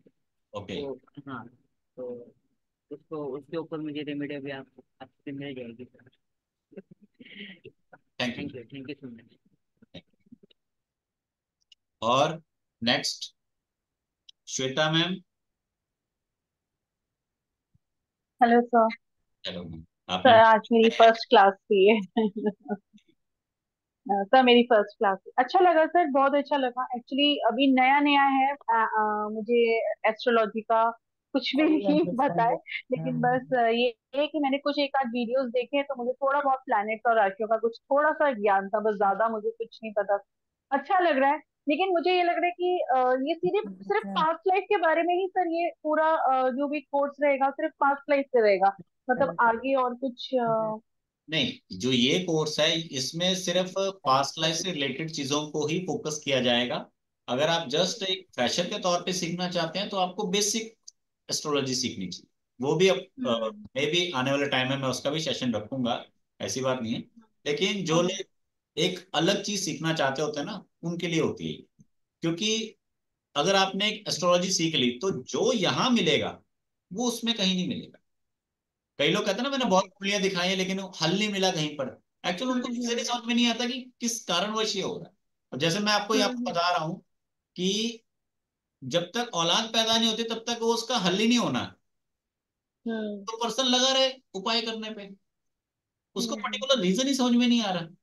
और यहाँ पर अभी वो मैम भी ये बता रहे हैं कि हमारी शादी के बाद 10 साल हमने बड़े अच्छे से काटे, उसके बाद हम्म। प्रॉब्लम आई। तो वो वही चीज नहीं समझ पा रहे कि शादी के बाद जब बच्चे हुए तो उसी के बाद ही वो जिंदगी अच्छे से कटी है। वो बच्चों के जी। बाद वो अच्छे से सुख आगे बढ़ा है, उससे पहले जी। उसको इसलिए अच्छा नहीं था, उसके बाद वो बाद में सुख चला गया। क्यों चला गया, जी। मे बी वो कुछ भी एक्सवाइजेड रीजन हो सकता है उसका। ठीक है ना। सर जैसे इसमें पास्ट लाइफ का है, तो क्या इसमें आगे जो जन्म होता है क्या वो भी पता चलेगा इससे? मैम एक छोटी सी बात यह है कि अब हम्म। कोई आदमी पिछले जन्म में इंसान था या घोड़ा हाँ हाँ। हाथी क्या था, कोई हम्म। बोल नहीं सकता। ठीक है। और हम अगले जन्म में भी इंसान बनेंगे या कीट पतंगे क्या बनेंगे, क्लैरिटी किसी को नहीं है। वो बात अलग है, मैं आपको अगर बोल दूं आप मानो ना मानो वही बात है। बट यहाँ पर सिर्फ हम ये चीजें देख सकते हैं कि हमारे अच्छे कर्म है तो हम यहाँ आए हैं, और हमारे अगर अच्छे कर्म नहीं है तो हम यहाँ पर नहीं बनेंगे। एक और एग्जांपल मैं आपको देता हूं। अगर आपके 12वें हाउस में अच्छे ग्रह हैं, जैसे चंद्रमा हो गया, गुरु हो गया, चंद्रमा गुरु हो गया, अगर ये आपके 12वें हाउस में, दैट मीन्स कि आप हम्म। एक बहुत अच्छी प्योर सोल हो और इस लाइफ में हम्म। अपने बचे हुए कर्मों को आगे कंटिन्यू करने आए हो। और अगर आपके ओके। 11वें हाउस में, हम्म। 11वें हाउस में अगर आपके कुछ नेगेटिव प्लैनेट है, जैसे राहु आ गया, सन आ गया, बुध आ गया, मंगल आ गया, शनि आ गया, तो आपका नेक्स्ट जीवन जो है बहुत अच्छा कटेगा। क्यों? क्योंकि ये कलयुग चल रहा है। कलयुग में अच्छे ओके। लोगों की कोई अहमियत नहीं है। ओके। नहीं 12वां सर, मेरा तो आपको पुराना 12th हाउस में बताएगा। शनि है। जी, मेरा। 12वां हाउस आपको पुराना बताएगा, 11वां हाउस आपको आने वाला बताएगा, क्योंकि ग्यारह ओके। बारह साथ साथ में है ना। हाँ। हाँ। और जो एक है वो आपका अभी करंट है। Yes yes yes. ठीक है। और बिल्कुल। आपके जो कर्म है वो आपको 5वां बताता है। ओके। ठीक, तो वो कोर्स में ही पता चलेगा, अभी मुझे मतलब नहीं ये इतना। स्पेशल कंसेप्ट है, ये सिर्फ कुछ एक लोगों के लिए होता है। अब सीखने को तो सारी दुनिया पड़ी है और बहुत कुछ है। ठीक है। जी जी। थैंक यू मेरा सर, थैंक यू। मेरा मकसद ये था कि मैं आपको समझाऊं और आपका डाउट हाँ। क्लियर करूं, और एक जिज्ञासा जो होती ना आदमी के मन में, वो पूरी करूं। क्योंकि मेरे हिसाब से 90% लोग जो नहीं सीख पाते उनका ये कारण होता है, पहले उन्हें यही नहीं पता होता वो गलत कहाँ है। दूसरा, हम्म। उनकी जो मन में एक उत्सुकता होती है वो कभी पूरी नहीं की जाती। तीसरा, उनके अंदर इंटरेस्ट। इंटरेस्ट जो होता है सबसे इंपॉर्टेंट है। इंटरेस्ट है तो सब कुछ है, और इंटरेस्ट नहीं है तो मैं कहता हूं कुछ भी नहीं है। सामने अगर जी। खाना पड़ा है, मन ही नहीं कर रहा तो नहीं खाओगे, स्वाद ही नहीं आएगा।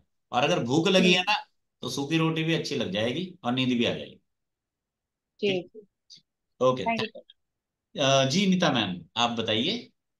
हाँ जी सर, मुझे अच्छा लगा। एक्चुअली मुझे बेसिक वैदिक एस्ट्रोलॉजी सीखनी है, तो उसमें मुझे ज्यादा इंटरेस्ट रहेगा। ये शायद अभी कॉम्प्लिकेटेड है मेरे लिए, बेसिक सीख लूं। मुझे मजा आया वो सब डिटेल्स, बेसिक हाउसेस और प्लैनेट्स और वो सब समझ के, बिकॉज मेरे को वो भी जानकारी नहीं थी। So that was very interesting for me. तो अब आगे और जब आप करेंगे, जैसा आपने कहा कि बिगनर्स का करेंगे कभी, तो मैं वो जरूर ज्वाइन बिगिनर्स वाला करूंगी। मैम 5 डेज का रहेगा हमारा। And beginners okay. वाला 5 डेज का, उसमें तकरीबन मेरा बिगिनर्स लेवल का जो मैं 5 डेज का कराता हूँ, मैं इस तरह से कराता हूँ कि आप लोग विद इन 5 डेज प्रिडिक्शन देना स्टार्ट कर देंगे। ग्रेट। और वो भी अपने बारे में नहीं, जैसे ये सामने अनुपमा बैठी है, मैम बैठी है, इनके बारे में। क्योंकि मेरा ये होता है, इस आदमी को इसके साथ बांध दिया, इस आदमी को इसके साथ बांध दिया। ओके भाई तुम सर, इसके बारे बेसिक। में बताओ, तुम इसके बारे में बताओ। राइट। सही बताओ चाहे गलत बताओ, कोई दिक्कत राइट। नहीं। क्योंकि तो जब सर अभी बेसिकली, बोलोगे तो बाद में क्या बोलोगे। सही बात है। ठीक है। सर बेसिकली मैंने टैरो और न्यूमरोलॉजी किया हुआ है, तो अब मुझे एस्ट्रोलॉजी सीखनी है। सो इसलिए आई एम इंटरेस्टेड। बिल्कुल मैम। सबसे आसान है न्यूमरोलॉजी, उसके बाद है टैरो रीडिंग, और उसके हाँ जी। बाद एस्ट्रोलॉजी। जिस आदमी ने एस्ट्रोलॉजी सीख ली वो हाँ कुछ जी। भी सीख सकता है। राइट। और न्यूमरोलॉजी वाला टैरो की हेल्प लेता है, और हाँ जी। दोनों की हेल्प लेने के बाद फिर कहते हैं एक बार कुंडली देख लेते हैं। हाँ, एक्चुअली इसलिए मुझे एस्ट्रोलॉजी सीखनी है। घूम So फिर I want to ask you one thing, that in the के। ninth house, if you have sun and moon together, and as we are seeing the past life karma, we are considering sun and moon. तो क्या इस इंसान का अच्छा कर्मा था पिछले जन्म में? गुड, नाइन्थ हाउस में sun and moon together. Sun and moon साथ में है तो देखिए अच्छा कर्मा नाइन्थ हाउस में। है, कोई दिक्कत वाली बात नहीं है। ठीक है ना। जी। पेरेंट्स में से किसी एक के साथ अच्छी बनेगी, दूसरे के साथ अच्छी नहीं बनेगी। या कोई एक साथ देगा, एक साथ नहीं देगा। एक्चुअली दोनों साथ नहीं दे रहे। ऐसा भी होता है कई बार कि कोई एक साथ छोड़ जाता है। हम्म। समझ में आ रही है? एक साथ छोड़ जाता है मतलब जयराम जी। मतलब the child is good to the parents, but the parents are not good with the child, taking advantage of the child. बिल्कुल, दैट इज मैंने द जो बताना कंडीशन। था मैंने आपको बता दिया। ठीक है। जी। एंड ऐसा एक ऐसा साथ है कि में बर्थ देते, से ही एक होता दूसरा है। साथ नहीं देते। हाँ। ये आपने बच्चे की कुंडली में बताया या पेरेंट्स की कुंडली में बताया? ये मेरे हस्बैंड का कुंडली है। हस्बैंड का कुंडली है। तो मैडम आप जी। हस्बैंड के कुंडली से आप कहाँ, आप खुद 40-45 के, हस्बैंड आपके 50 के, तो आप कहाँ पेरेंट्स का साथ लेकर बैठे हो? नहीं understand what you saying. Ma'am मैं अभी 35 साल का हूँ। मैं नहीं अपने पेरेंट्स का साथ लेके बैठा कि हाँ जी मेरे पेरेंट्स मेरे को कुछ दें, करें, ये करे वो करे। मैं नहीं एक्सपेक्ट कर रहा अभी कि मेरे पेरेंट्स मेरे लिए कुछ कर रहे हैं या साथ बात। नहीं, तो पेरेंट्स आर आपको taking taking advantage of the son. वो कोई बात नहीं मैम, उसको छोड़ दिया। पहले तो सबको ठीक ठाक था ना, नहीं, कुछ भी ठीक था नहीं, शुरू से शुरू से ही बचपन ठीक नहीं है, शुरू से बचपन ठीक नहीं बचपन से उनका। हाँ, है। तो वही आपका पास्ट लाइफ का, ठीक है। मतलब और ऑलरेडी आपके बच्चे कितने हैं? एक ही है बेटा। हाँ एक ही है बेटा, आगे ना बेटे के ऊपर ही आगे दोबारा। तो वही जो सूर्य सिक्स हाउस में बैठा ना, उसकी वजह से वो बेटा है। और बेटा आपका कहाँ है अभी? बेटा तो इधर ही है, लेकिन planning to go out of India for study. तो बस फिर। मेरा मेरे पेरेंट्स तो अच्छे थे, but I am talking about my husband's कुंडली। वो मैम पूरा पूरा जब वही पर्टिकुलर कुंडली आएगी, चार्ट आएगा, देखेगा, तभी तो डिस्कशन होएगी उस पे। और दूसरी बात उसमें आगे धीरे धीरे फिर मैटर डिपेंड करता है कि इन लॉस कैसे रहेंगे, सही रहेंगे नहीं रहेंगे, ठीक है। और जी। पोर्टफोलियो में ये भी होता है कि जब पर्सन अपने एरिया से दूर रहता है तो ही उसका कुछ बनता है, जितना साथ में हाँ, पास में रहता है उसका हमेशा लॉस ही रहता वही तो प्रॉब्लम की है कि बाहर है। भी तो गए तो भी इन लोग को उठा के लेके हाँ, तो गए, जो उधर आपके, प्रॉब्लम आ गई। हाँ मैं वही आपको बता रहा हूँ, सन और मून दोनों जो है वो कहाँ पर है? नाइन्थ हाउस में। नाइन्थ हाउस किसका जी होता है? जी ट्रैवल का होता है। एक बात जी। बताइए, आपकी मैरिज अरेंज मैरिज ही है ना आपकी? नहीं, लव लव मैरिज है। मैरिज है, हाँ ये आपका सबसे बड़ा टर्निंग पॉइंट है। एक हॉरोस्कोप में मैंने धर्म की बात बताई थी ना, जी जी। तो रिलीजन। आपके जो ससुर हैं वो कट्टर हैं धर्म के रिलेटेड, जी रिलीजन में धर्म को काफी मानते हैं। और ये वो एक बहुत बड़ा रीजन है जिस वजह से सन और मून आपके जो साथ में है हस्बैंड के हॉरोस्कोप में, तो जी जी वो जी। एक अगेंस्ट चीज है जिस वजह से सपोर्ट नहीं मिलता, और जिसमें से हो सकता है जो प्रॉपर्टी का इशू भी कल को आ जाएगा। नहीं, एक्चुअली सब पैसे ले चुके हम लोग का, और भी ले रहे, सब कुछ ले चुके हम लोग का। प्रॉपर्टी लेकिन इस आ लेकिन जाएगा। सन लेकिन हस्बैंड बेवकूफ बन रहे। वो मैटर करता है ना, देख के अगर आप बता रहे हो हम कैसे माने। कभी भी फैसला दोनों पक्षों को देखकर दिया जाता है, एक पक्ष को देखकर नहीं दिया जाता है। और किसी भी केस के ऊपर टिप्पणी जो है वो चार्ट को देखकर कही जाती है, बिना चार्ट को देखे हम नहीं बोल सकते। सुनी सुनाई बातों पे कितना आप आगे करोगे? जैसे आप कब जब जॉब पे थी, एक फाइल को देखकर आप डिसीजन लेते थे ना, किसी ने सिर्फ मुंह से बोल दिया ये काम कर दो तो थोड़ा ना करना है, फाइल होगी तभी करेंगे। चलिए, तो और कोई पर्सन जो कुछ पूछना या कहना चाहता है, कोई रिव्यू देना चाहता है लास्ट? सर मैं एक चीज पूछ रही थी, जो आपने कंटेंट दिए हैं स्पोर्ट्स के बारे में, जी। उसमें लिखा है 150+ योग हैं, हाँ और रेमेडीज कुछ एक की बताई जाएंगी फ्री में, जी। वो नहीं मैं समझी। ऐसा है मैम, टोटल 150 टिप 150 पॉइंट्स होते हैं हमारे हॉरोस्कोप में, जिसमें से किसी पर्सन के 2 मैच करेंगे, किसी के 3 मैच करेंगे, किसी के 5 मैच करेंगे, किसी के शायद 10 मैच कर जाएं, जी ठीक है। जी। तो वो डाटा आपके पास होएगा तभी तो पता लगेगा कौन सा मैच हो रहा है। हाँ जी हाँ जी। दूसरा, ठीक है। हमारे जैसे अलग अलग प्रॉब्लम्स होती हैं, किसी हम्म। की जॉब की प्रॉब्लम है, किसी की रिश्तेदारों की प्रॉब्लम है, किसी के बच्चे की प्रॉब्लम है, एक्स वाई जेड प्रॉब्लम है। तो हाँ जी पर्टिकुलर प्रॉब्लम आपको पता होगी तो उसके रिलेटेड ही आपको रेमेडी उसमें से मिलेगी। जी जी जी। तो वो डाटा पूरा बनाया हुआ है, उसमें से आपको कौन सा इंपॉर्टेंट और आपकी कौन सी जरूरत का है वो आपने उसमें से देख लेंगे। या फिर कल को मान लीजिए आपके पास कोई सेकंड पर्सन आता है तो उसकी प्रॉब्लम आपसे अलग होगी, पर अगर आपके पास डाटा होगा तभी तो आप बता पाओगे, ठीक है। ये मेन अब क्लियर हो गया मैम? ठीक है सर, थैंक यू। सर ये 12th हाउस में सूर्य बुध, और वहां पर 3 नंबर है। देखिए, सूर्य बुध ट्वेल्थ हाउस में अच्छा होता है, बुध वहां पर अच्छा होता है, सूर्य वहां पर अच्छा नहीं होता। सूर्य वहां पर जो होता है आपको कर्जा दिलवा देता है, और आपका रिस्पेक्ट का इशू खड़ा करवा देता है अपनी फैमिली में, अपने ही लोग अपने खिलाफ हो जाते हैं। और तीसरा यहाँ पर यह हो जाता है कि आप तो सही हो लेकिन लोग आपको सही नहीं मानेंगे। ये 3 नंबर बुध का है। 3 नंबर बुध यानी कि 3 नंबर मिथुन है, मिथुन का मतलब होता है बुध, बुध यानी कि मैं अपने घर में हूं लेकिन वो चला गया दूर, जी 12वें घर में चला गया। 12वें घर में जाने की वजह से अब डिसीजन ऐसे हो जाएंगे जो गलत होंगे। कई बार ठीक ऐसे में हमें इल्यूजन्स भी हो जाते हैं, हम कुछ ऐसी बातों को मान लेते हैं जो सत्य है ही नहीं, किसी व्यक्ति के बारे में गलत धारणा बना लेंगे कि वो गलत है, वो ऐसा ऐसा सोच रहा होगा मेरे बारे में, या वो ऐसा ऐसा कर रहा है। तो ये तीन है। नंबर भूत है। और ये जो चीजें होती हैं, जब बुध 12वें घर में चले जाता है, तो बुध 12वें घर में जाने के बाद हमें चीजों को जो डिस्क्लोज होती है ना, उनको डिस्क्लोज होने में कई बार 6 महीने से लेके 2-3 साल लग जाते हैं, कोई हिडन पता करने में, या कोई रिश्ता सुलझने में, या किसी चीज के बारे में जानने में, या सोल्यूशन मिलने में। इवन कि हमें अपनी गलती के बारे में भी टाइम लग जाता है पता करने में, क्योंकि हम अपनी जगह पे सही होते हैं, बस हमें जी गाइडेंस देर से मिलती है। और सूर्य का 12वें घर में भी होना अच्छी बात नहीं होती। सूर्य 12वें घर में होता है तो कई बार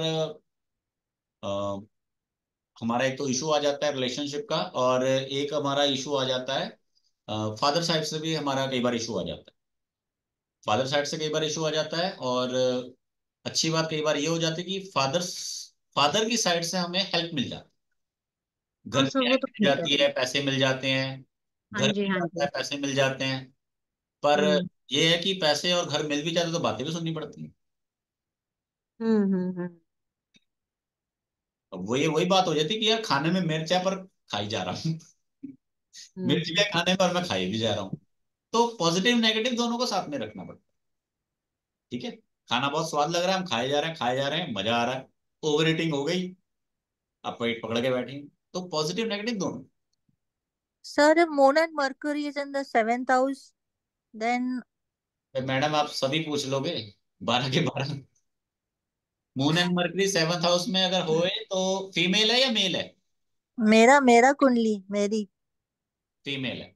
मून एंड मरकरी अगर 7th हाउस में होता है तो जो mercury moon and mercury 7th house में होता है, तो जो जी मून होता है वो घर परिवार और अपने स्पाउस को संभालता है, होल्ड बना जी के रखता है। बट जब मरकरी साथ में आ जाता है तो मरकरी जी को अपने अंडर चलाता है, या कोशिश करता है कि मेरी बात वो माने। मून और या मरकरी में से एक अगर वो हो तो अच्छी बात है। दोनों अगर होंगे तो आप जो कुछ भी करना चाहते हो वो एंड टाइम पे होते होते गड़बड़ हो जाएगा। एक्चुअली कोई भी मेरी बात सुनता मानता नहीं है। और आई टेल कोशिश फॉर तो गुड आपकी पूरी ओनली। यही रहती है ना कि मेरी बात हर कोई सुने। कोशिश तो मतलब यही हम लोग रहती है कि मेरी पॉस्चर हर कोई करना सुने। चाहते हैं किसी को कि भाई ऐसा हो सकता है, तो कोई सुनता नहीं है, फिर ऐसा गड़बड़ हो जाते हैं उनको, तो उनके लिए प्रॉब्लम हो गया ना ये सब। मैडम मैंने तो आपको बता दिया जो मैंने लॉजिक देखा। अब आप ये जी, बताओ कि आपको फिट बैठा है या नहीं बैठा। तो इसका सोल्यूशन होता है क्या? मतलब मून मरकुरी मरकुरी कंट्रोल कर रहे मून को, फिर बात नहीं मिलता है। मैंने आपको क्या बताया, अगर मून 7th हाउस में है तो वो लेडी घर परिवार को बांध के रखती है, बिखरने जी नहीं। और जब मरकरी 7th हाउस में होता है तो वो आदमी अपनी बात को चलाने की कोशिश करता है कि मेरी बात सुनो, मैं जो जी प्लान कर रहा हूँ उसके हिसाब से चलो। लेकिन जब जी। मून और मरकरी दोनों साथ हो जाते हैं तो आप जो कुछ भी प्लान कर रहे हो वो एंड में गड़बड़ हो जाएगा। अच्छा, वैसा नहीं होगा जैसे प्लान किया। दैट्स व्हाट यू कहाँ से थिंक। होएगा? आपकी आप मेरे साथ भी तो बातचीत कर रहे हो तो कोई एक नया नया नया बनाए जा रहे हो। ऐसे ही आपके भी हो रहा है कि आप भी नया नया नया बनाए जा रहे हो। तो इस वजह से वो काम नहीं बनता कभी भी, क्योंकि नेचर बन जाती है ऐसी इंसान की। प्लैनेट्स भी तो इसी तरह से वर्क करते हैं। अच्छा, वेवरिंग, मतलब वेवरिंग होते हैं। बिहेवियर वैसा हो जाता है, पैटर्न वैसे हो जाते हैं कि कुछ नहीं हो सकता। और दूसरी चीज, सुधारने के टाइम पहले होता है बचपन में, फिर जी होता है जवानी में। जी बुढ़ापे में जाके चीजें नहीं सुधरती। बुढ़ापे में जाके आप अपने बच्चों के लिए सुधार सकते हो। जी ये गलत है? सही है ना? कि गलत है कि नहीं जी हम बुढ़ापे में भी अपने लिए सुधारेंगे? उतना ही ज्यादा टाइम लग जाता है किसी चीज को ठीक करने में, जितना ज्यादा टाइम वो अपने उसको बिगाड़ने में लगाए। जी जी जी। एक बीमारी आपकी 2 साल से है और आप चाहते हो कि मैं डॉक्टर को 500 रुपये फीस दे के कल ही ठीक हो जाऊं, कोई सेंस बनती है? नहीं ना हम्म। बनती। लेकिन सही है। यहाँ पे सभी लोग क्या चाहेंगे जी, आप हमें उपाय बताओ, आपने फीस ली है, आपने सिखाया है, कल से मेरी सास या मेरा ससुर या मेरी पड़ोसन या मेरी समधन मेरे को बिल्कुल भी परेशान नहीं करनी चाहिए। सही बात है। चाहे वो मेरे को 10 सालों से परेशान कर रही थी, मेरा पति जो मेरे को छोड़ के चला गया अब कल ही आ जाए मेरे को लेने के लिए, और मैं भी उसको धौंस जमा के बोलूं कि चल मैंने उपाय किया हुआ है, तो मेरे को सर पे बिठा के लेके जाएगा। सही बात है। ऐसा नहीं होता कोई, ठीक है ना? जी। आप भी इंसान हो, सामने वाला भी इंसान है, लॉजिक समझो। प्रैक्टिकल। प्रैक्टिकल लॉजिक अगर आपके अंदर है तो मैजिक आएगा, लॉजिक नहीं है बस मैजिक की सोचोगे तो कुछ नहीं बनेगा। तो चलिए, आप में से जिस किसी ने भी इस कोर्स को करना होगा और नेक्स्ट क्लास में एनरोलमेंट लेनी होगी, वो फीस सबमिट करवा सकते हैं। फीस की डिटेल्स ग्रुप में शेयर्ड है ऑलरेडी, और मेरे ख्याल आप सभी को लोगों को मालूम भी है। ओनली 1500 रुपीज फीस है इसकी, एंड आप इसको इजीली सीख सकते हो। अदरवाइज वैसे मैं जब फीस चार्ज करता हूँ तो मैं 2100 रुपीज चार्ज करता हूँ एक व्यक्ति की कुंडली देखने का। ठीक है। एंड आप में से जो व्यक्ति भी इसको